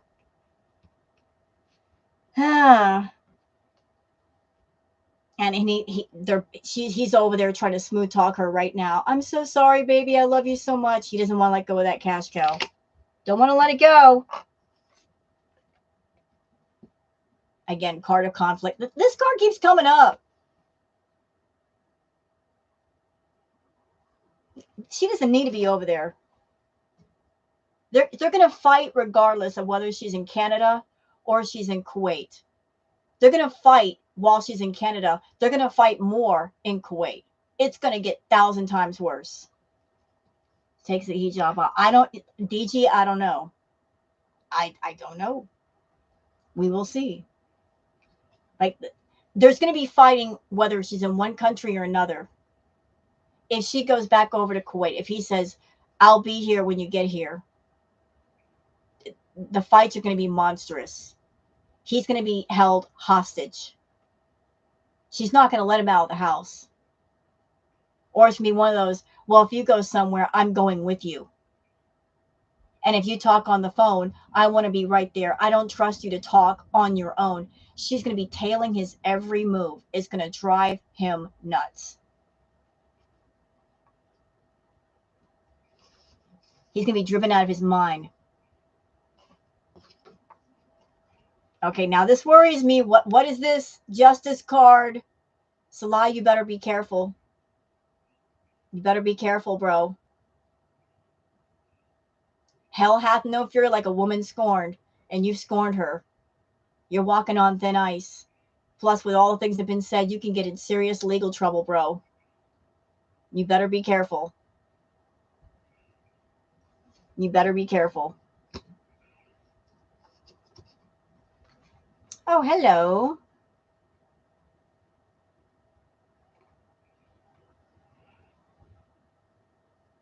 She's going to be talking more than... I think this is Natter. I think, honestly, this is Natter. She might be going back to Natter.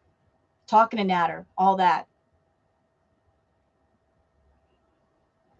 Like, I think Natter has been waiting for Salah to screw up so he can swoop right in and pick up where they left off. Natter's been waiting. Like, he's over there. He's been waiting for Salah to screw up. Yep. He's been waiting. He wants Foodie back. He wants her back. I mean, when Foodie was with Natter, like, she fed him well. She bought his groceries, all of that. He wants that back. She doesn't have the money like back then. That is true. That is true, Payday. But she still has something. She has more than he has. That's good enough for him. So he'll take it. If Foodie has $100 that week, he'll take it. If she has $20, he'll take it. He's an opportunist. He needs money for smokes. He'll take that money. He'll be nice to her just for that reason. Doesn't Dee Dee take care of him? She provides the household, but look, Natter is a greedy fool. He likes those little extras. He likes the extra food and the extra clothes, and he's not going to turn any of that down. He's an opportunist.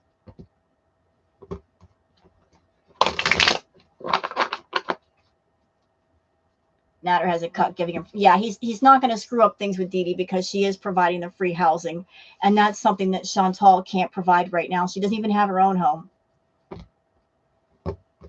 He does like to win fighting over him. But I'm sure Natter has been waiting for Salah to screw up, and he did. He did. So the door is now open for Natter to swoop in and I'm sorry, Foodie. He hurt you. You loved him so much. Yeah. Console her. Yeah, he knows how to play Foodie. Yes, he does.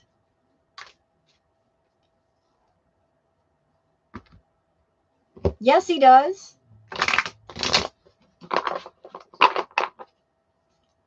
Why doesn't she move in with Natter and Dee Dee? Yeah, but Natter and Dee Dee have Dee Dee's mom living there, so where would Chantal sleep? Natter and Dee Dee, as I understand it, they sleep on the couch. Chantal's mom, doesn't she sleep in the bed? So where would Foodie go? Where would she be sleeping, on the floor? I mean, there's literally no room for her. You've already got 3 people living there. The balcony. Put her on the balcony. Out in the freezing rain. It's only 1 bedroom. He said some hateful things about Egyptian people. Well, shame on him. And Natter will do her, so there's that. You know, if Chantal wanted to move in with Nat or Dee Dee and Dee Dee's mom, all they'd have to do is find her a dirty mattress and she'd feel right at home. Be like the good old days. It'd be like the good old days. Just put it on the floor. She'll feel right at home.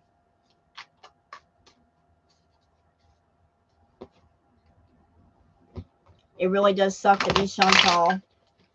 Well, she made it that way. No, nobody designed her life. She designed it herself. She has to realize how bad Kuwait did her health. You know what? You can't blame Kuwait. It's not Kuwait's fault. It's not the Muslim people's fault or the culture or the faith. None of that has to do with her health. It's stuff that she did to herself. She was in bad health before she left. And it's not Canada's fault. Has nothing to do with any Canadian citizens or the country or the culture. Has everything to do with her bad choices. It's her fault. Right. You're right, Joanna. I get what you're saying. Put her in the kitchen. Yeah, right next to the fridge.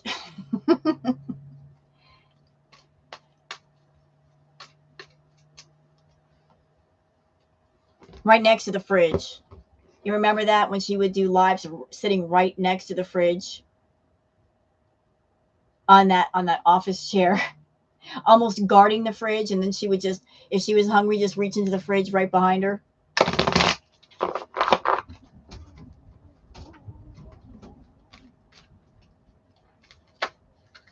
Foodie can get his cot to sleep on. That'd be a pretty big cot. She already has back problems. That would not help. Oops. My cards are falling apart. So I did Foodie. I did Salah. I did both of them together. Anybody else? I know. We could do one last one on Pete's. Okay, Mr. Phone, shut up. I'm busy right now. Stop beeping at me. How about we do one on Mr. Pete's? I really thought she'd come back to get a place with Uncle Phil. I kind of knew she wouldn't, just because she'd be away from Salah too long. No, on Pete's.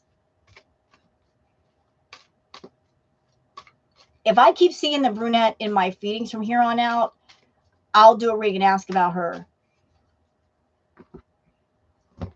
He's packed his pony, is waiting by the car. What chair? Hey, Hannibal. Okay, you just get here, Hannibal. I can give you like a summary of everything that's happened so far. So my cards, they told me on Foodie that she, like, right now she's on a one-track mind. She doesn't care about making money on her channel. She is in damage control mode. And she's just like, she's going to Salah and she is saying, okay, who else is there? I need to know who these women are. I need to know exactly who you talk to. I need to see every tweet. I need to see every message. You better expose it all. Like she's grilling him right now and saying, there's already stuff out there. You need to let me know where there's other stuff so I can get ahead of it. There is no damage control, but she's trying though. She's trying. About Salah's kinks. You know, I'm very open-minded with other people's kinks and fetishes and interests. What you're into is what you're into, so long as they hurt no one else. When I read those text messages, it just seemed the tone of his interest, they were based in hate. It had a very sinister feeling to it.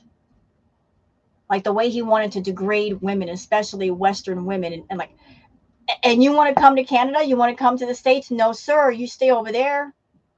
If you think that way about Western women, you need to stay over there. You don't need to be here. Like, you're a little much, sir. You don't need to be over here with us. But Foodie is in hardcore damage control mode right now. They're fighting. There's tension. There's going to be more fights if she goes back. It's never going to stop.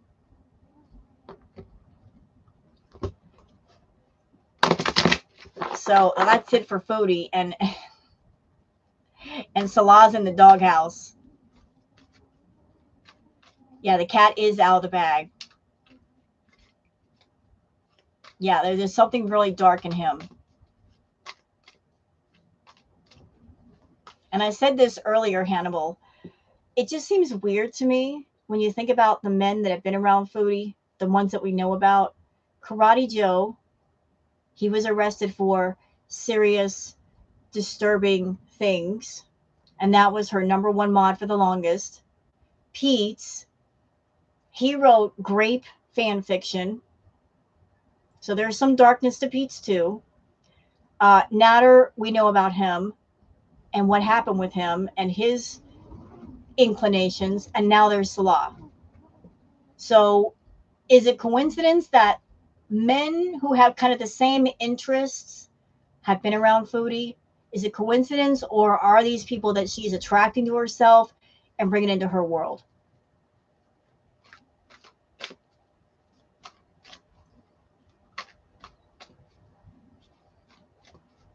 You know, like, why is it that every guy that's around her has some dark side, like some really depraved dark side?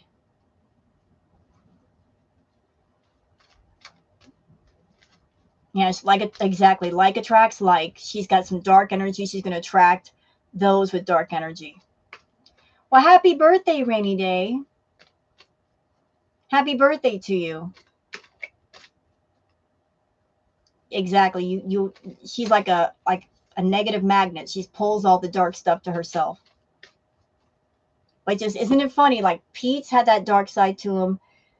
So did Natter. So did Salah. You know, it's like you probably knew about these things about these people, Foodie, yet you had them around you anyway. But then again, you got your own little kinks and fetishes too, girl.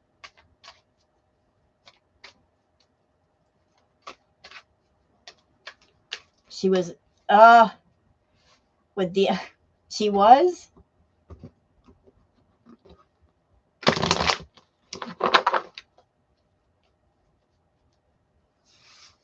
All right, like, so we're gonna do one on Mr. Pete's, Roman and exactly.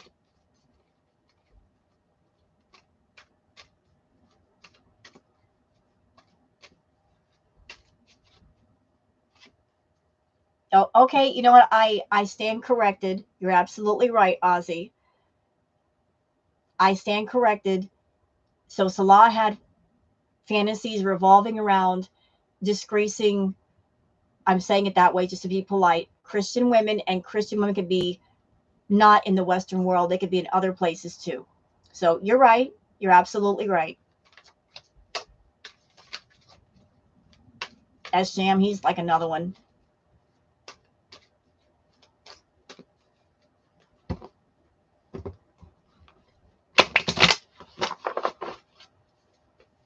But he was all about defacing religion. And I'm like, what is wrong with you? Yeah, BB was a good guy. That was like the last good guy that she had around her. He was a really good man. And she messed that up. She knows she messed that up.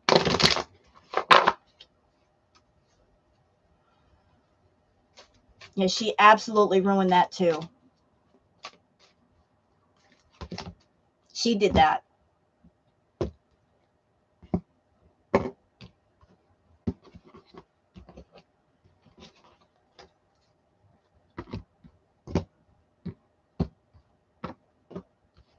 I'm sure BB's like, I scraped that bullet. Maybe it wasn't the same after. Well, of course not. How can you be with somebody you love and cheat on them and think everything's going to be exactly the same? It isn't, because the trust is gone. You start to look at somebody differently and feel about somebody differently after that happens. Yeah, there's going to be some residual scars.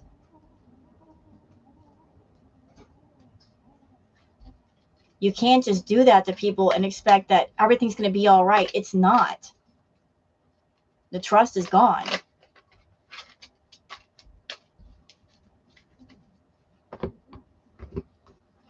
She wants to go back.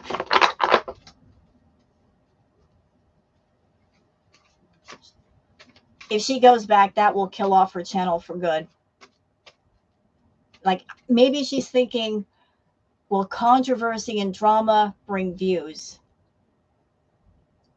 We've already gone through this before with Natter. People are not going to put up with it a second time. They're just not. People are already tired of the Kuwait arc. They don't want another one, especially with all this stuff attached. They don't want to look at Salah's face. Hey, Bella Bluebird, thank you. Well, thank you, Bella.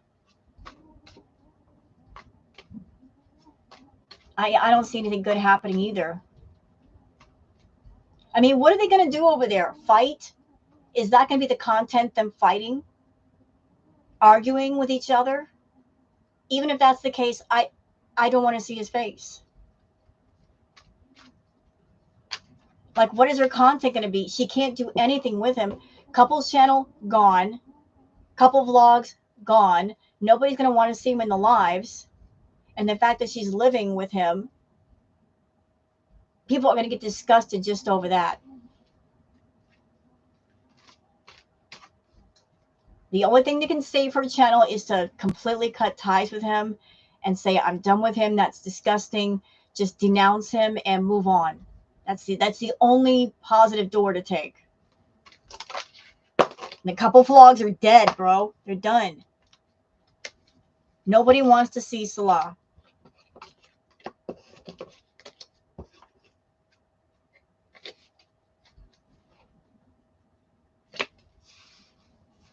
Is getting her karma. She'll never be done with him. Yeah, well, if she wants to kill off her channel that way, I guess she's welcome to.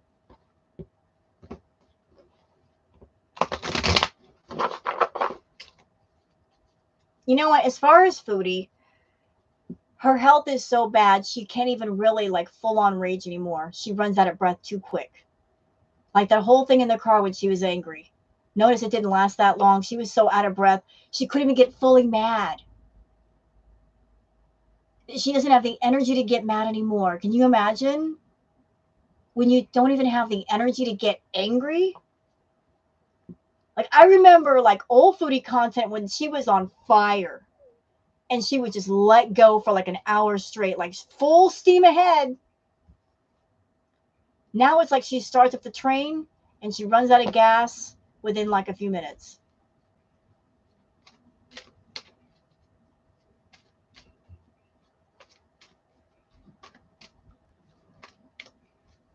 Yeah, she is bad off.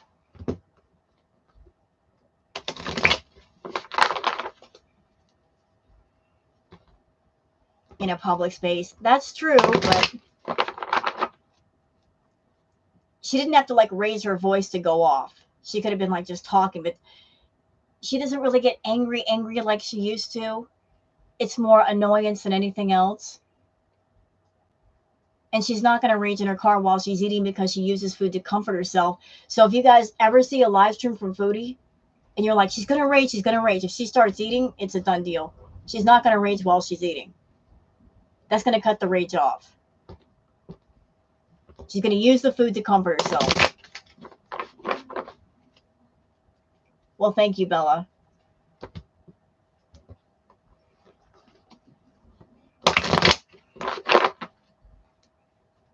Yeah, me neither needs some. Like, her health is her business.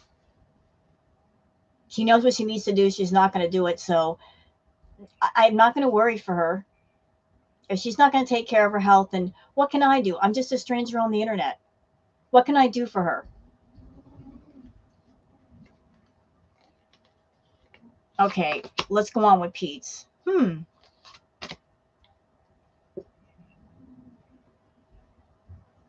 Oh, Oh. Oh.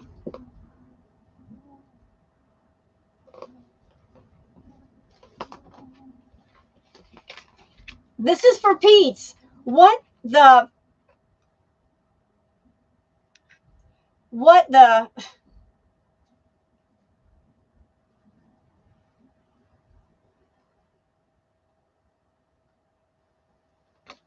Oh, no, no, no, no. You can't do that to me, Empress. You cannot.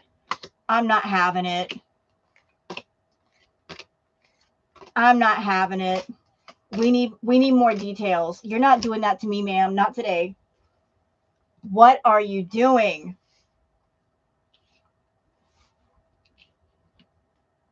All right, okay. Let's decipher this.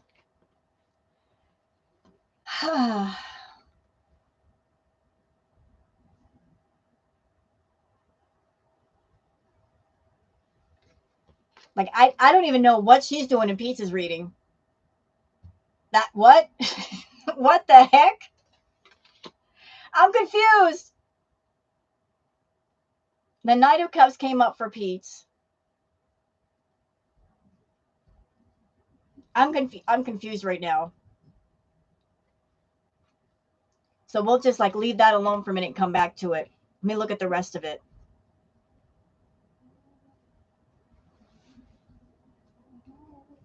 So we got some cards here.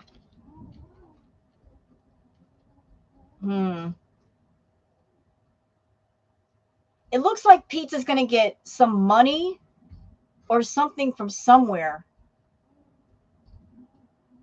Something like there's a female very close to him. Maybe it's Foodie. Maybe for the Empress is Foodie right now because she is talking to Pete's. I don't know. I'm looking at the rest of this reading. Let me just check it out. So we have the Hermit card. Like he is alone right now. He's very alone.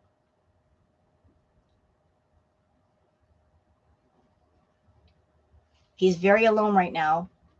Like I'm feeling a lot of solitary, like waiting around.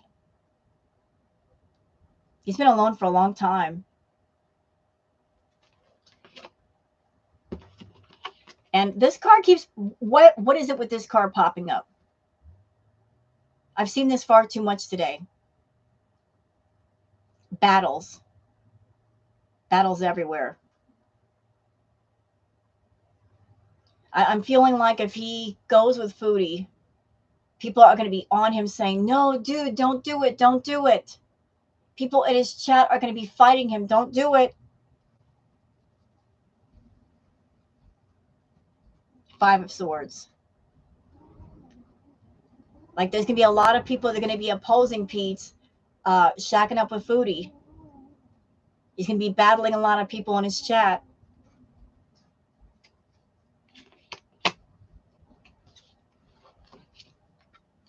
Yeah, like they,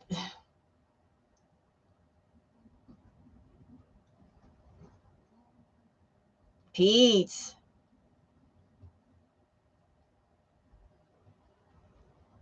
You know what? Like I'm looking at this card, and the first thing that came to my mind was when it comes to Chantal, she loves to create a love triangle between men and herself.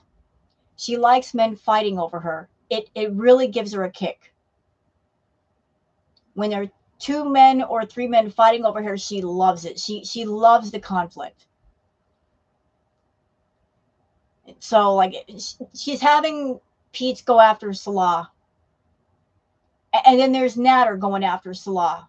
Salah's been a bad boy, bad. So she is recruiting her attack dogs to gang up on Salah as punishment. You've been a bad boy, Salah. We're going to punish you. So Pizza's over there being her backup. Natter's even jumping in and talking about Salah. How is no one reading? She is putting herself in danger. She goes back after this. There will be revenge. She'd be in a lot of trouble. No crystal ball required. You know what? I'm reading what the cards tell me, darling. You know, I'm going to be honest here. I don't see any sense of danger right now. I mean, everything just happened. She may not be leaving right now, and that's why we're not sensing the danger right now. I don't know how long she's going to be in Canada. Maybe that's why the cards are not picking it up. Okay, I'm just reading what the cards tell me for now. All right, so back to Pete. Like there's just conflict between people. Foodie's lovingness, fight over me, fight over me. And that's what I'm getting, fight over me. Like she's sitting in the grandstands watching the knights joust in her honor. And he's got, okay, he's still under Foodie's spell. Still under her spell. Like, I'll do whatever you want me to do, Chantal. He's still holding on to hope for her. You know, he's still going to be able, he'll lie for her and cover for her and try to help her behind the scenes. Yeah, he's her diehard, you know, go-to.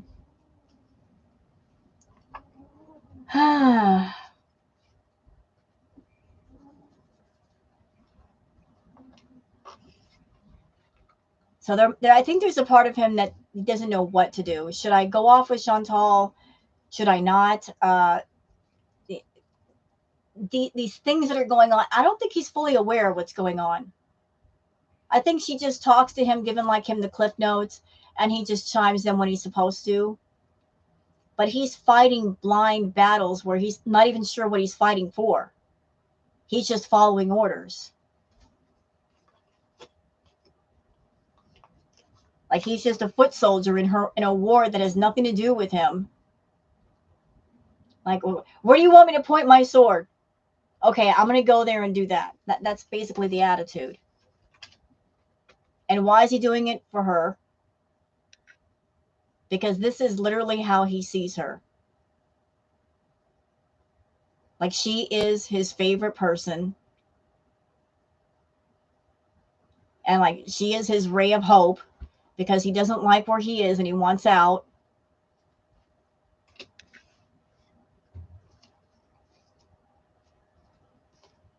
Interesting. Then we got the Ace of Swords.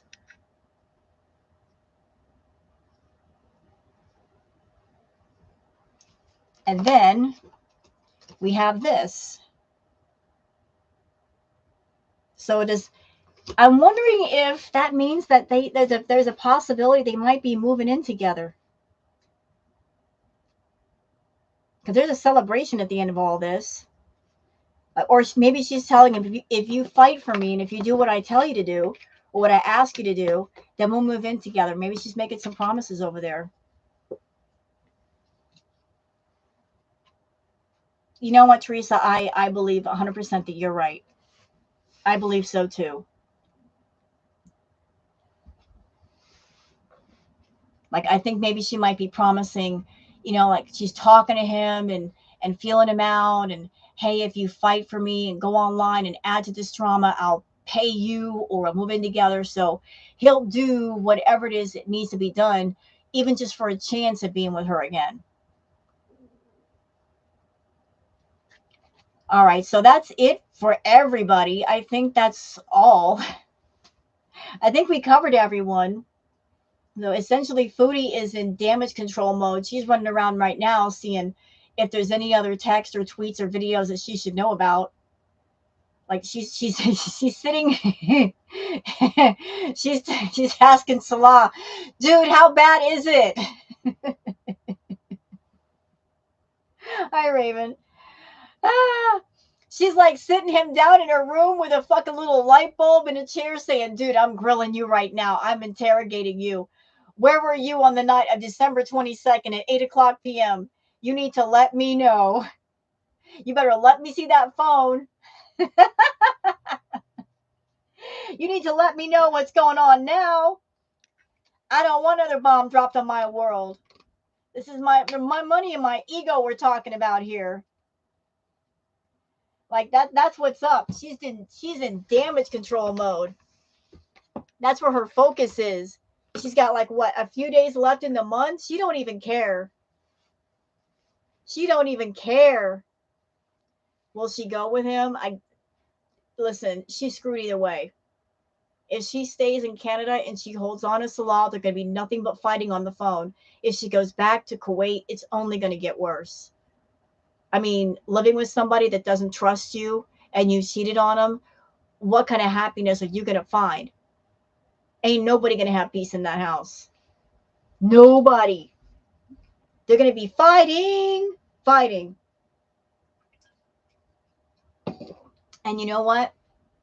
I love it the most for her. I really do. I love it the most. They'll be evicted. I love it with all my heart if they're fighting. You know, the first time he leaves to go get some lakmas and he's 5 minutes late, she's going to get on live and she's going to have a meltdown. Y'all know what happened to me and what he did, and he's late and he should have been back by now. You know what he's up to. Tears streaming down her face. Her face is all red, you know.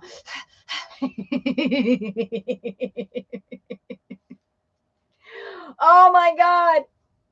It's gonna be sensational.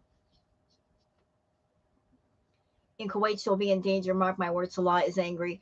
Did you do a reading, White Witch? Is that what your reading said? Why is Salah, listen, can I ask a question? Why is Salah angry? He did this. It isn't like she came online and exposed his business. He chose to talk to Kai Bella and say those things. So it's his fault. You know, like we already knew. She just confirmed, but we already knew.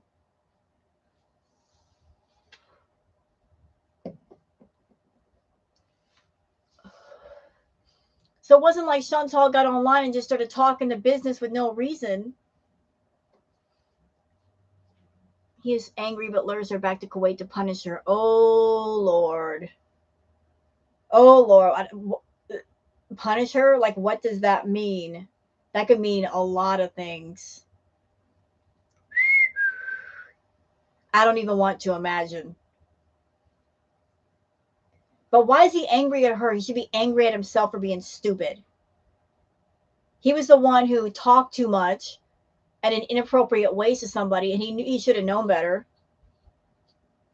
Why get mad at her? He was the one that ran his mouth.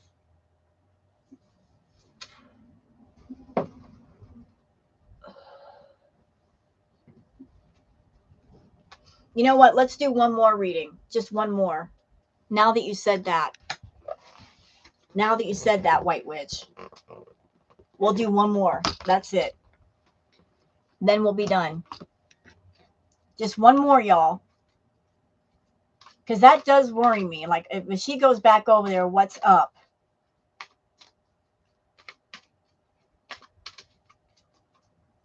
Like, if she goes back there, what's going to happen? Like, he doesn't like Foodie anyway. But even if she goes over there and if she goes over there being clingy and possessive and arguing, that's just going to make more of a problem. And if it's constant, she is going to get on his last of a bit of a nerve. Hi. Hello. Hello, 99. I love it. 99 fupas, but an itch ain't one. I can't. Stop it. Stop it. That's great. Your name made me lol. That's fantastic. That's great. I needed a laugh today. Thank you. I like the name, obviously. I laughed out loud. All right. Her first reading. You just get here, Bobby Patrick? Okay, little brief update, then we'll get into the other reading. So basically what the card said is Foodie, like, she's hyper focused right now on damage control. I felt like an energy of her going to Salah and saying, what else is there? You need to tell me. You need to reveal to me names, times, dates, who you talk to, when you talk to them, how you talk to them. I need to know it all, because all of this is messing up my channel and my income. You need to let me know what's up so I can prepare for this. Like, that's where her mind is at. Like, the bomb has dropped. She couldn't stop it. She couldn't control it. Now this is out of her control. What happened was out of her control. Now she's looking around like, what can I do to stop more stuff from coming out? So like that's why she's taking some time off, I feel. You know, she's like, what do I do now? How do I put it? She's thinking of like a plan, like how to fix this or halfway fix it or control the damage or not look like an idiot, which too late, Foodie, you already are an idiot. So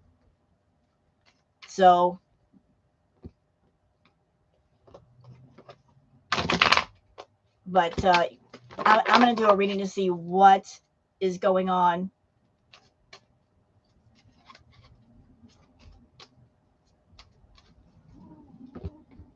Whew. But I'm going to see what my cards say about, like, is she going to be in trouble if she goes back? Well, yeah, at the very least, Bella, if she goes back and she gets in that room, she's guaranteed she's going to gain more weight. She's not going to get out of the house. And then come spring and summer when it gets hot, she's going to use the excuse of, well, it's too hot outside, so I can't do anything. Although there's plenty she could do inside, she's still going to say, it's too hot, I can't walk.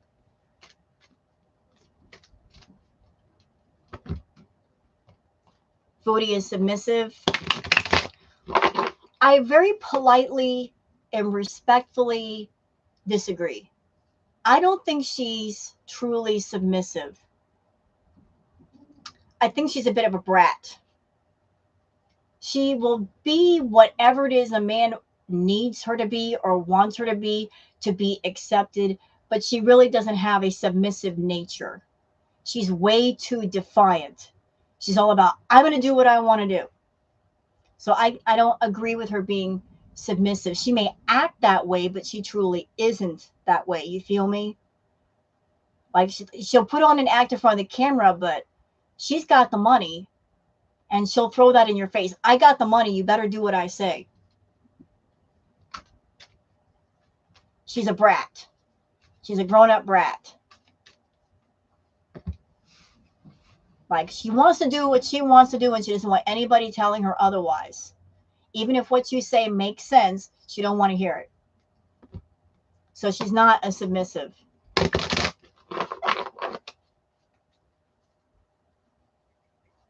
She's very controlling and she's very bossy.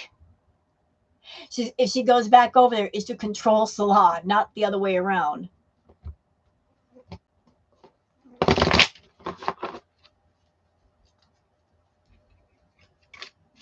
She doesn't know how to listen.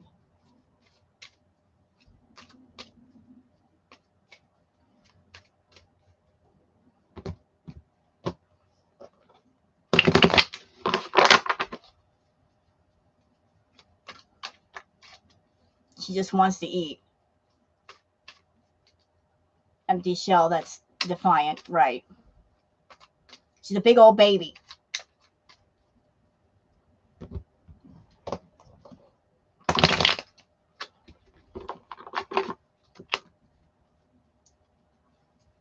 Yeah, she does, Burgundy. And like attracts like. The energy that you produce within yourself and you put outside yourself, you will attract people and things to you. So with that said, considering the people that Foodie has attracted around her and the things going on, obviously she's got bad energy because she attracts the same, right?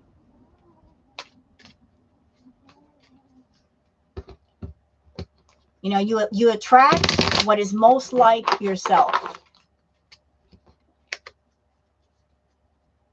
I can't believe she forgave him. See, that's another thing.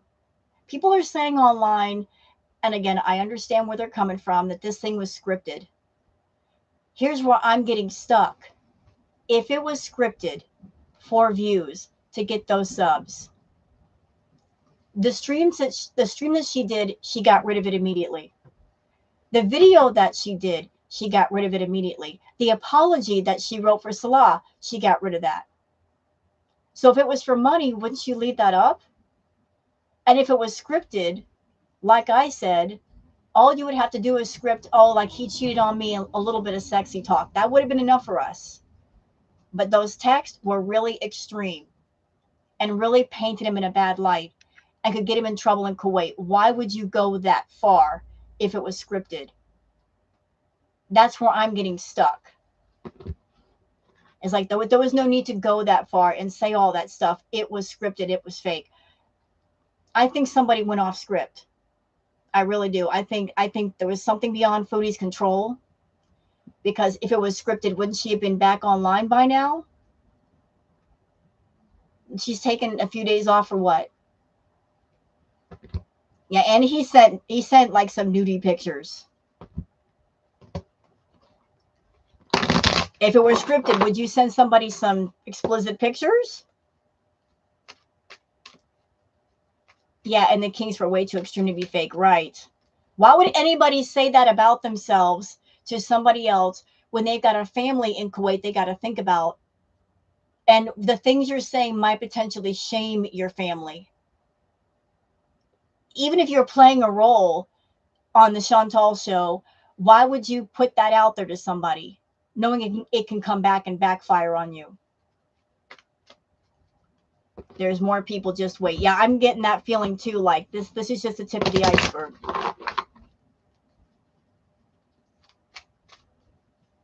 It's on the internet forever. We're never going to let her live it down. We're never going to let her live it down. Well, you know what, Angela? Twitter. You evil people on Twitter. I love you, but I hate, listen, I know there's a rule. If I have to see it, you have to see it too. I hate that rule sometimes. Yeah, why do I have to see it at 8 o'clock in the morning? I saw a picture with something scribbled out. Okay? Something scribbled out. You couldn't see it full frontal, but it's there. It's there.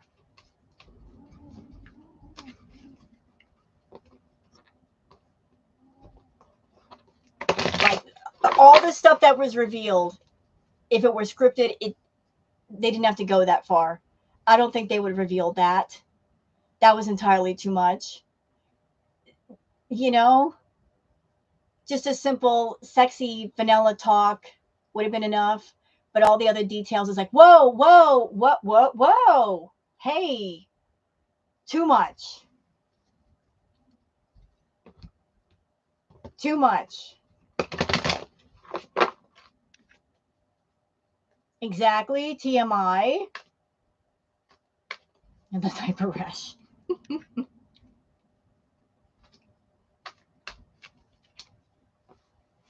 Well, what is in the darkness will come to the light, won't it? Yeah, I'm enjoying the ride, Santiago. I'm just here to I'm just here to report on the news. That's all.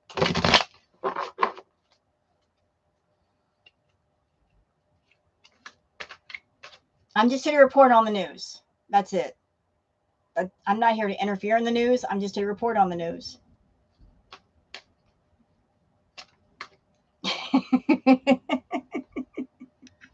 Yeah, I'm talking about the landscaping. Oh God. Yeah, that was something. That was something.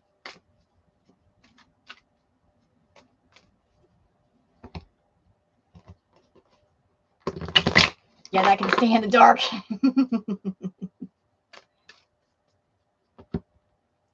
You never saw the pictures. You don't want to. You really don't. I'm still mad at Twitter for showing off pictures of his ugly feet. Twitter, can we talk about showing pictures of his dirty feet? Can we have a conversation? Did I need to see all them feet pictures? Why y'all passing those around? Why do I need to see his feet? Cut it out with them feet pictures.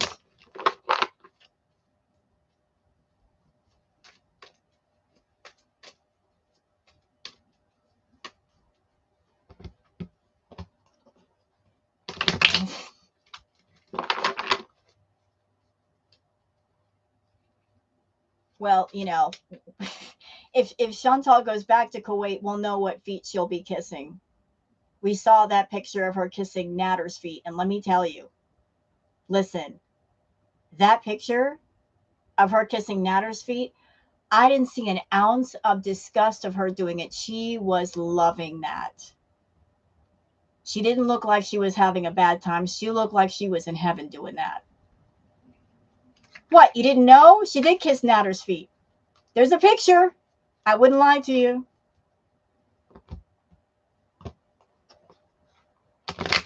She did kiss Natter's feet. There is a picture.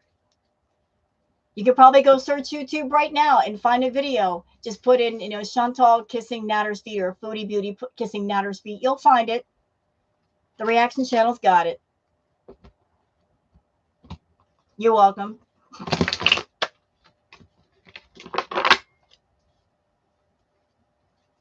She kissed his feet.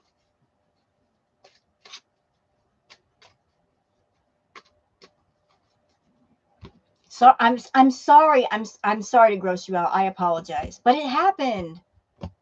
Like I said, I'm just here to report on the news.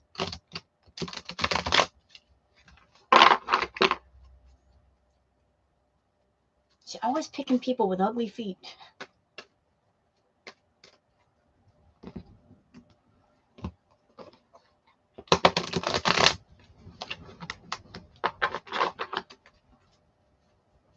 I kiss Idris Elba's feet.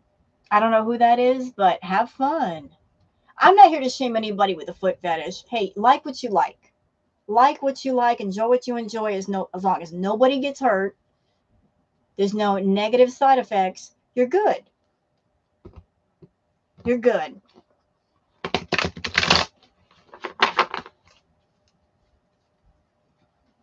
Do what you got to do.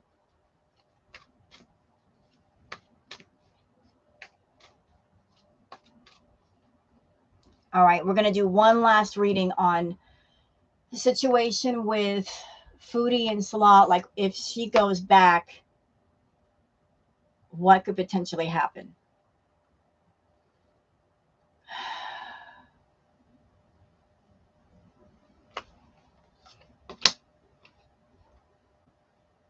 Okay.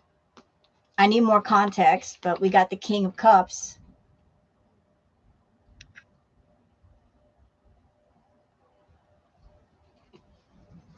King of the household. My domain. She's desperate to hang on to him, so he's going to be ruling over her. Like, it's starting out right now of like she's raging, and so he's submissive to her, but if she goes back over there, it's going to turn around. It's going to turn around. Oh. Oh. Uh-oh.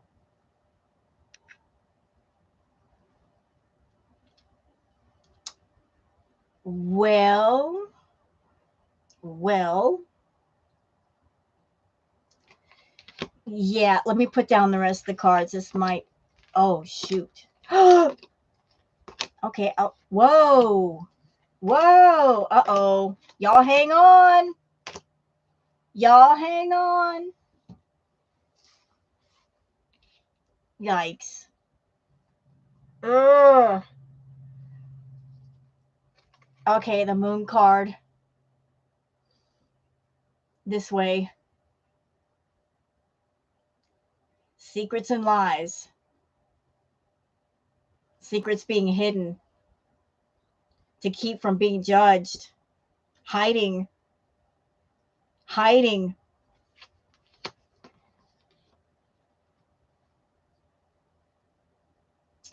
Okay, so this card, 1, 2, 3, 8 of Cups was reversed.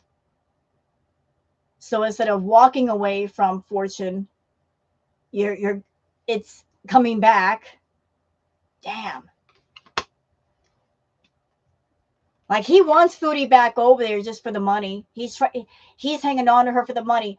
Baby, but baby, I'm so sorry. Baby, I'm so sorry. I'm so sorry. Like he's like begging. He's in begging mode. I'm so sorry. I'll never do it again. Forgive me. Forgive me. Like, uh, you know, he really wants to hang on to Foodie.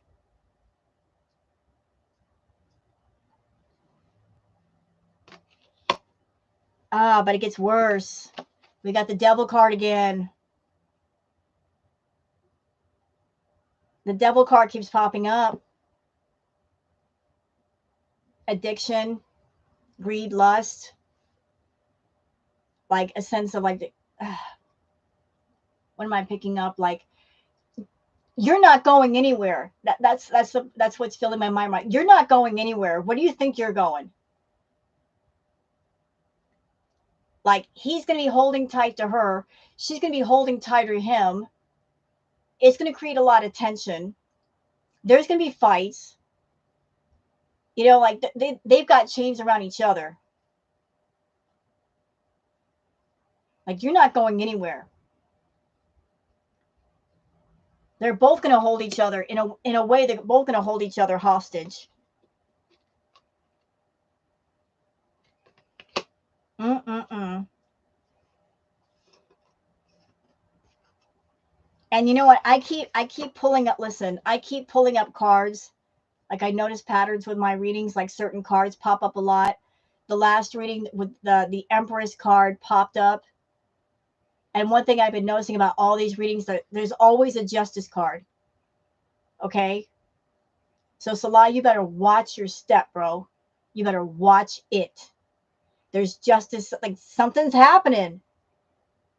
Something's happening. Like in this card, we have the scales, justice. Then we got the justice card. The justice card was in the other readings. Could be the law. Like something, this justice scales are there. Then we got the King of Pentacles. I don't think this is Salah. I really don't think so. This is Natter. This is Natter.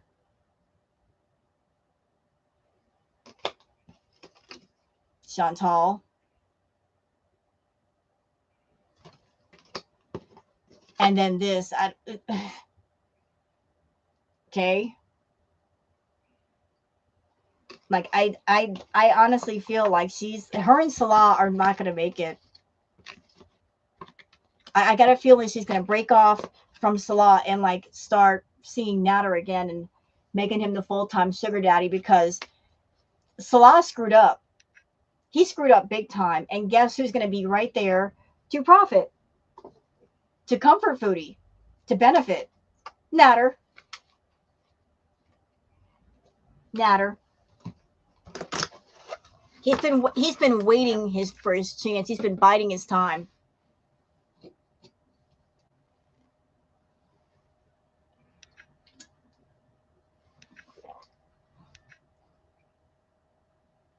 You know what?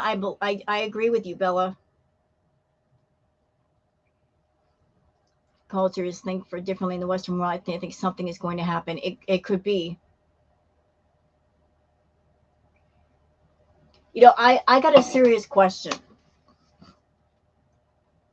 Natter and Chantal are a lot alike.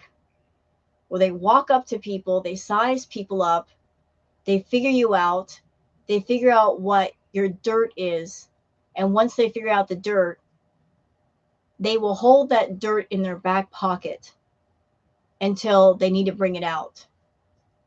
So knowing what we know about Salah now, I have to wonder, like seriously wonder, if Chantal knew all of this stuff about Salah. She knew all of his dirt, about his fetishes, about his interest, knowing that those things could get him in trouble in Kuwait. or make him look bad. And she just kept hush hush about it. And maybe that was the reason why he never left her. Like if he tried to leave, that maybe she threw that in his face. Yeah, I think she knew some of it because during that live stream, she did not look shocked about his interests. Like she already knew. But her and Natter have this nasty habit of they find out your dirt, and then if you don't do what they want you to do, they threaten you. And y'all remember the live stream she did? She was at Natter's house. She was in Natter's bedroom with a sheet wrapped around her. Natter was in the next room, and somebody asked her the question, have you ever thought about Natter leaving you for another woman? And she said, I think about that all the time. And then she said, I've got a plan. I'm not as stupid as you guys think. Trust. Something about an Aries. Those were her exact words. She said that. So she already had a plan in place that if he tried to leave, she knew what she was going to do. She was going to go to the cops. So if she was willing to do that for Natter, would she do that to Salah? Make some kind of legal trouble? I don't know. But she is vengeful and wrathful. You better stay with me or you'll be in jail. Pick your poison. Pick your prison. What if she exposed him to ruin his image as punishment?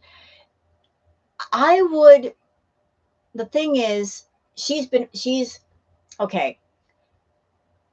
She has been working hard to cultivate this image of he's a loving husband. Now, Foodie is notorious for making arcs. True. She'll use anything as an arc if it makes her money. But why would she bring something to the public that it not just hurts his image, it hurts hers too.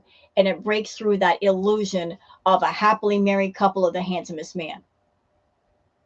Because hurting him that way meant also hurting herself and her channel, which she depends on for her income. So I don't think if she's going to be wrathful to you, it's going to be the damage is on you. It's not going to blow back on me. Plus, she's notorious for using other people's hands to do her dirty work. But I think this whole thing that just happened, that was not something scripted by her. I just don't think so. It was too much. Why would you go that far? Didn't have to happen.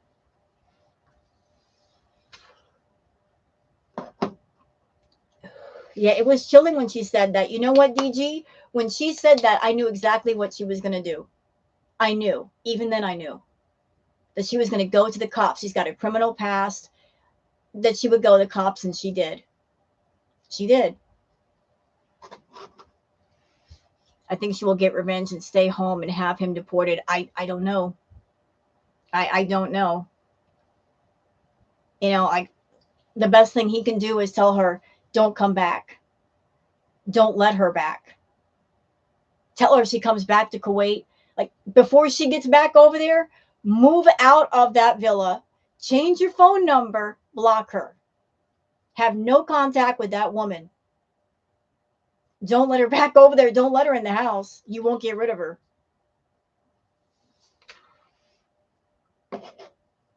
Yeah, he's not a citizen. So that means she can really make trouble for him. She tried to get revenge with Natter. Well, she hurts herself, but when she's wrathful, she hurts other people. She's a very wrathful person. Chantal is as bad as she is. Well, Chantal is a bad egg, but the family, I'm sure, did not help in the ways they could. They just were more hands off, my opinion. Yeah, she's like, I just have to get into his house. I remember that. Creepy. I think she and Salah both have secrets on each other. Yeah, I believe so. You know, here's the thing. If Pete wanted to make a lot of money, if Salah wanted to make a lot of money, all they would have to do is make a whole bunch of tea videos. We'd listen. And if both wanted to be smart about it, what they could do is sit down at their computers, make a whole bunch of like a series of videos, put them unlisted, and release them all at once. Don't just release one and then wait, because you're giving her time to find a plan to stop you. Release them all. Let the reaction channels know, hey, get your downloaders ready. We're going to release these. Put them out there. They'd make so much money. They make so much money. Pete has 17 years worth of dirt. He's got a year's worth of dirt. They got stuff to say. You want to make money on Sh&T without dealing with her? That's how you do it.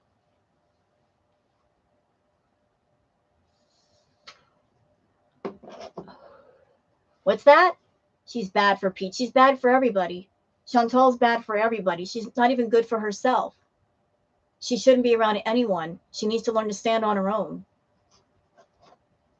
She doesn't need to be around. She needs to stand on her own. I've been watching her for years, and she's never had a moment of living alone and taking care of herself. She needs to stop being so codependent.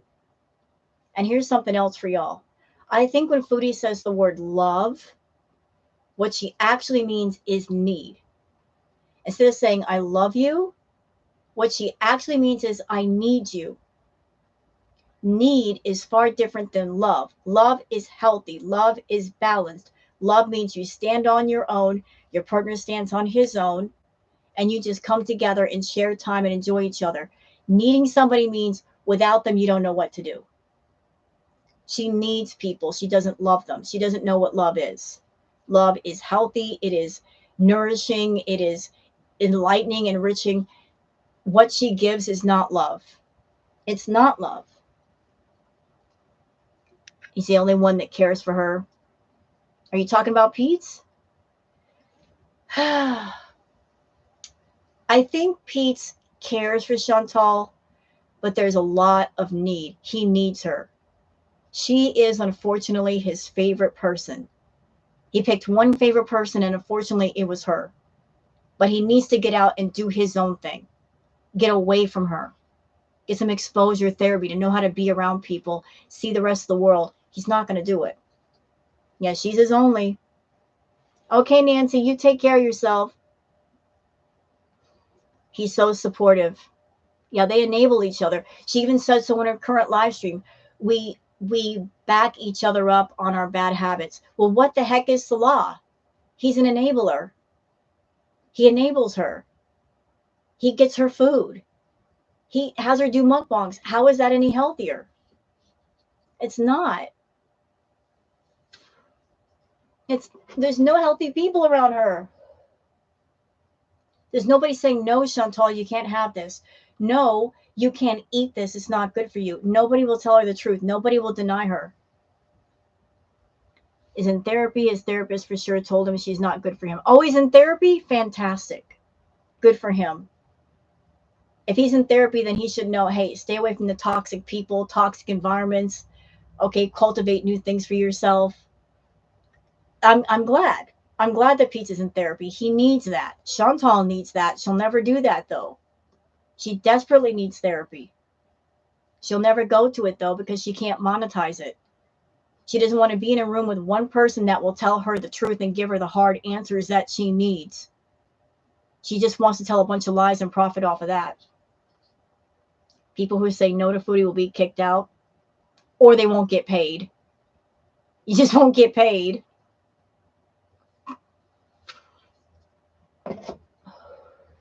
I miss BB. She was a really happy person then, but he was miserable. You know what I've noticed about the men in Foodie's life? There is a pattern of a cycle that happens. She gets with that guy. The guy's really happy. And you can see the happiness in his eyes. At that time, it's the new guy. He's got the new car smell. Like when you get a new car, you can smell it's a new car. You get in, you can tell it's never been driven. But then after about a week or two, that new car smell is gone.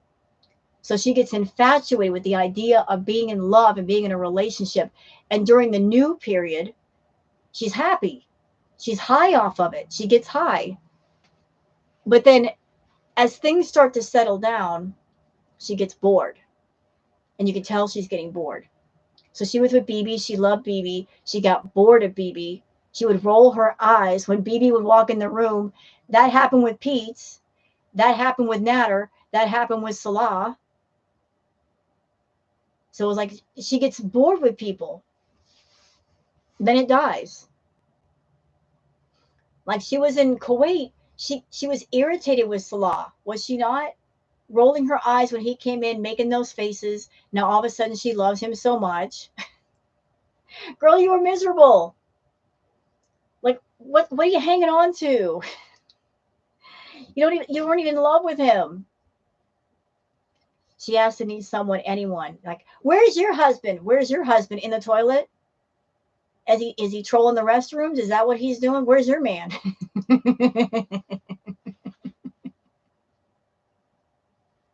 Where's your husband, Foodie? We know where your man is at.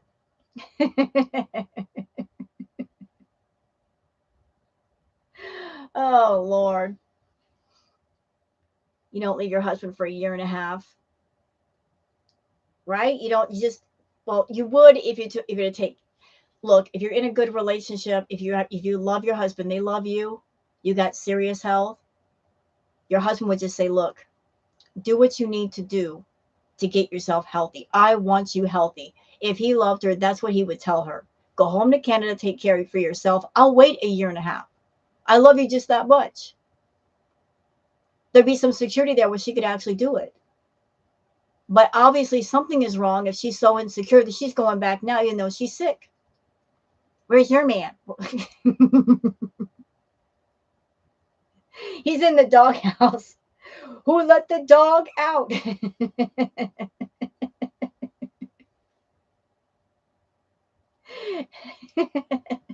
Bark at the moon.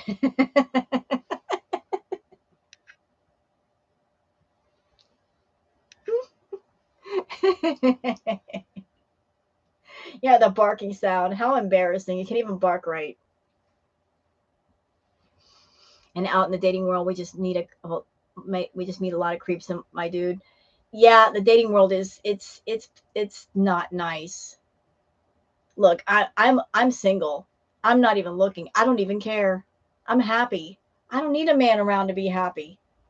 I can be my own happiness, my own company, and be just fine. I don't need a distraction from my company. I like myself. Crappiest, crappiest man, crappiest man, dropping wherever he can.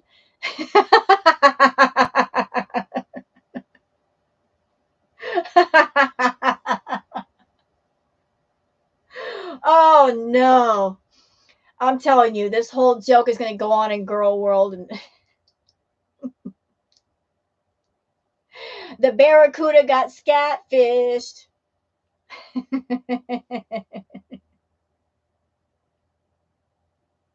The barracuda got scatfished.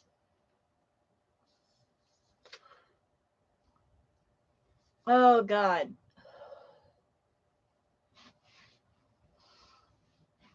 Like a wet frog. No one can love her except for the good Lord above. Well, I've discovered the secret to Chantal's immortality. Heaven don't want her, and hell's like, no. So they're deadlocked. They're like, neither one wants her. So they're like, let's just not fight over this and keep her alive. Let her stay alive a little bit longer. We don't want to make this decision right now. They're calling a truce. They're like, neither one wants, and they're like, hey, oh, we're not going to argue over this. Let's just keep her on the earth. Yeah, and then we don't have to fight over it. You know, that's how she's able to live so long. Heaven and hell are like saying, no, no vacancy. They're putting out the no vacancy sign. I was afraid yesterday she would consider that. I don't think she will. I don't think she will. I just can't see her doing that. I don't think she's in that headspace, honestly. If she wants to get back to Salah, Like, that's her motivation, get back to Salah. I don't think she would. She would never, like, she'll get on camera and do what she does, but she's not doing that. She would not. No, I don't think she'd do it either. She'll get on camera and hurt herself with food, but she wouldn't do that. I don't see that as a possibility.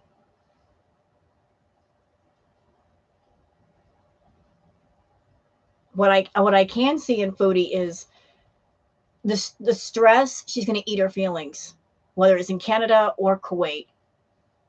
She's going to eat her feelings. She goes back to Kuwait, it's going to get even worse.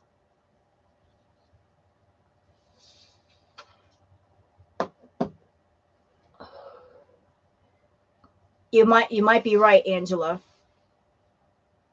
If she loved him, wouldn't she be getting healthier? I said that long ago, Bobby. I did.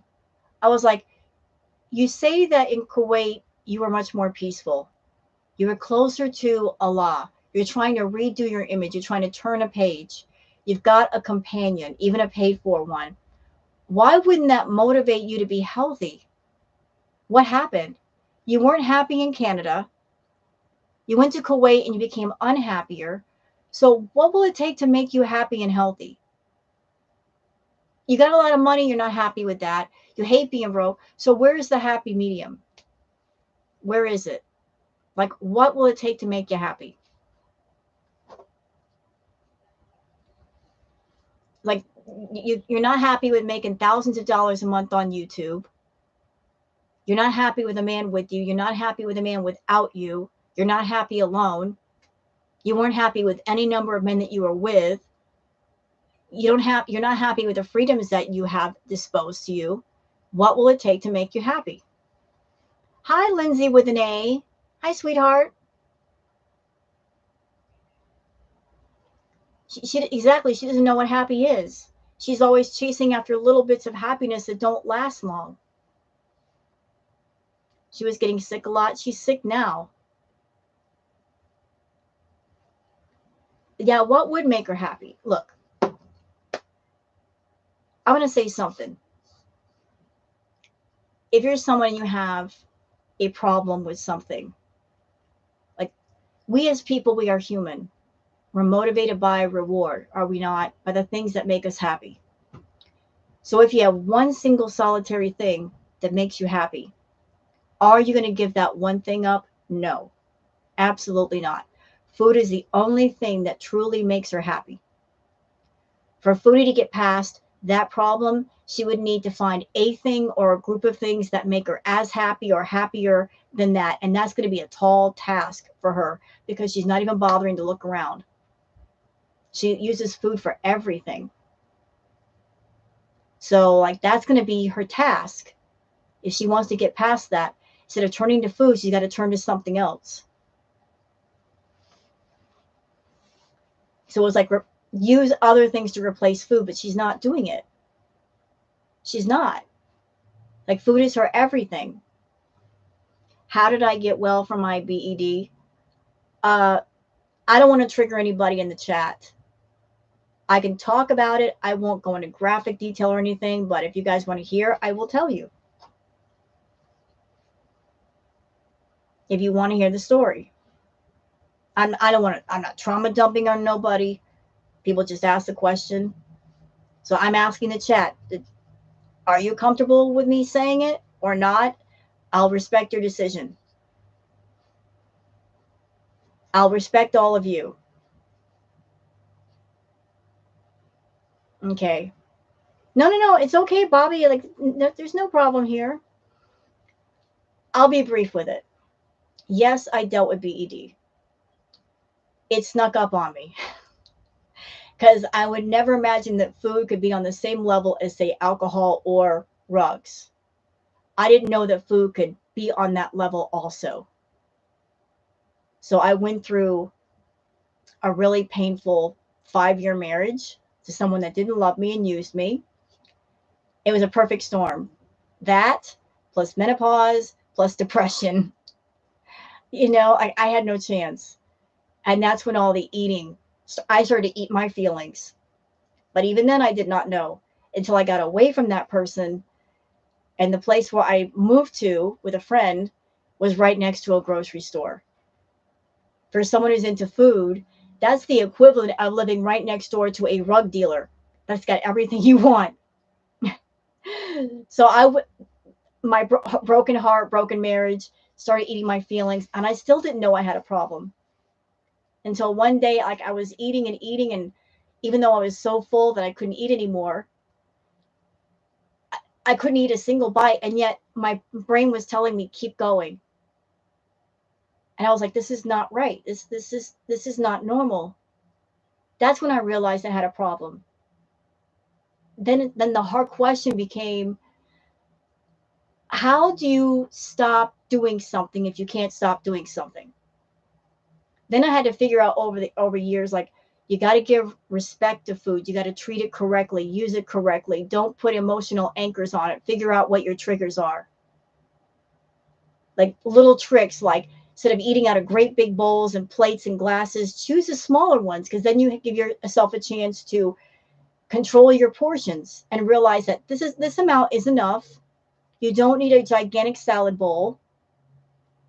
You know, just understanding what I was doing and why I was doing it. That's how I got past it. You know, just not making your food your everything, not making it your go-to for everything. If you start getting those thoughts in your head, immediately get up and go do something. Distract yourself. Like, because when you have a problem with something, you have your own thoughts will be your enemy.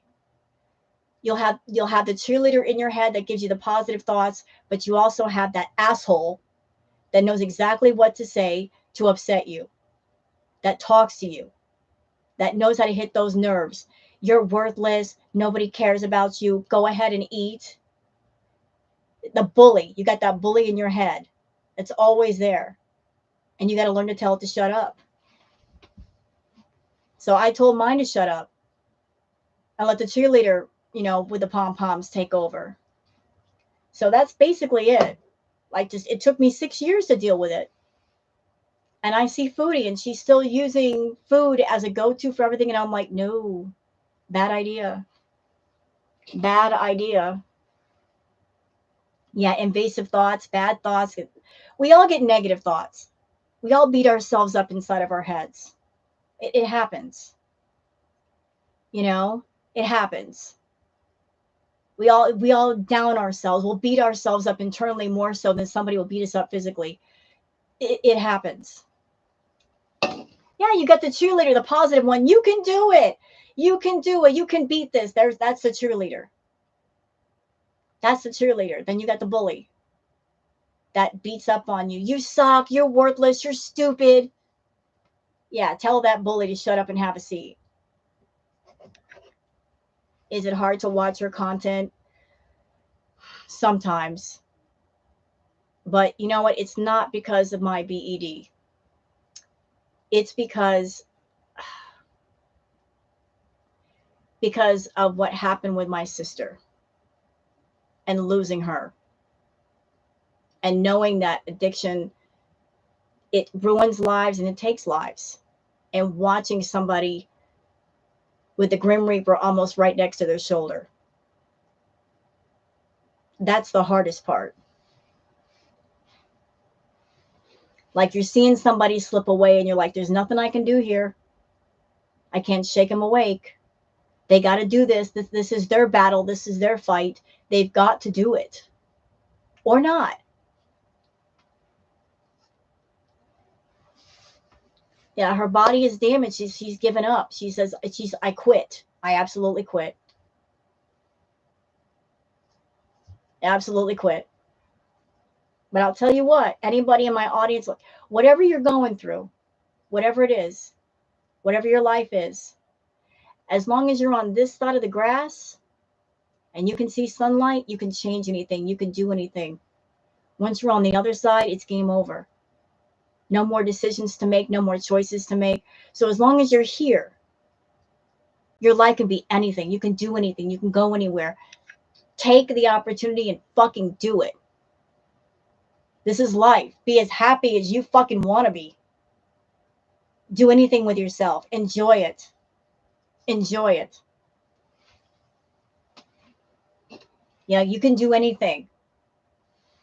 Anything. Don't let that voice inside your head say you can't do it. Tell it to shut up. Tell it to shut up and go do what you want to do. I should be a life coach. It's okay, Bella. You know, I'm going to tell you guys a little funny story before we go. It's a story that I wrote because I'm a writer. I used to travel from Florida to California to see somebody. And I love to people watch. I do. I was one of those freaks that I would get to the airport like mad early, like hours early, because I hate going through lines. I hate rushing. So I would sit there in my chair and I would watch people and try to figure out where they were going based on how they were dressed and how much luggage they were carrying. Like a businessman with a little attaché case, and like, okay, so he's not, wherever he's going, he's not going to stay for very long. He's not carrying any luggage. Versus a family of 4 kids and they've got luggage all over the place. Okay, wherever they're going, it's probably north, cold, and they're going to be there a while. It was a fun game, but got me to thinking that life is like an airport. From the moment that you're born, like your ticket is punched. You can go anywhere, you can do anything. You're given life, free will, and choice. Those are very valuable, precious gifts. But your ticket is punched and you just, off you go. And the easiest and best way to travel is to not have that much luggage. So any kind of emotional, psychological luggage, baggage, if you got both hands full of just stuff, you're going to move a lot slower, aren't you?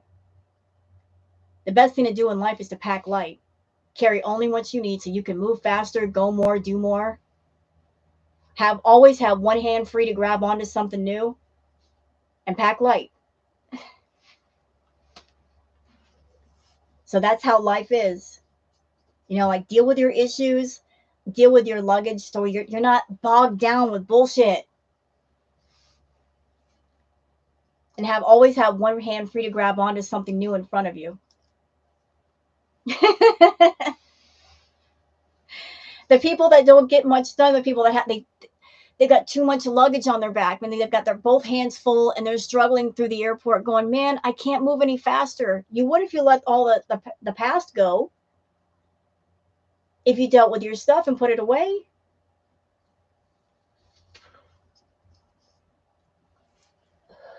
It is a good way to be. Leave the past in the past. Well, thank you, Ziggy. By the way, if there's anybody going live right now, like a reaction channel, let me know. I don't want to step on their time.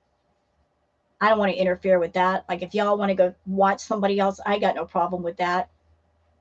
There's lots of wonderful reactors doing reactions. I was actually going to do this tarot reading last night, but there was just so much stuff popping off that I could not. But if you guys want to go watch somebody, hey, feel free. Like I support all the reactors and what they do. It's tough work keeping up with Foodie. Okay, Ziggy, fair enough. But you know what, guys? We're almost at the 3-hour mark. So I think I will go. I just want to leave you with some positive thoughts. I love watching. Well, thank you, Brain Fogging. I don't think anyone's on right now. Everybody was popping off yesterday. Rightfully so. Everybody was reporting on the news. I'm like, can't do a tarot reading. I'll do it tomorrow. There'll be time tomorrow. Cowboy Dog is live. Oh no, I'm missing her live. Doggone. Hey, y'all meet me over at Cowboy Dog's live. I didn't know she was live. I'm sorry, Cowboy Dog. I'm so sorry. I'm so sorry. Y'all meet me over at Cowboy Dog's live. She's so entertaining. She's so funny. Can y'all meet me over there? I'm going to go there right now. I think she just started. We can all go over there and hang. She's great for a laugh. Y'all, like, so, okay, let's go. Will y'all meet me over there? We can all go over there and hang together. All right, I'll see y'all over there at Cowboy Dogs Live, okay? And tell her I said hi. I'll tell her I said hi, but you can tell her I said hi. All right, let's go meet over there with Cowboy Dog, all right? I want to go join her live. I didn't know she was live. All right, I'm out. Y'all be good.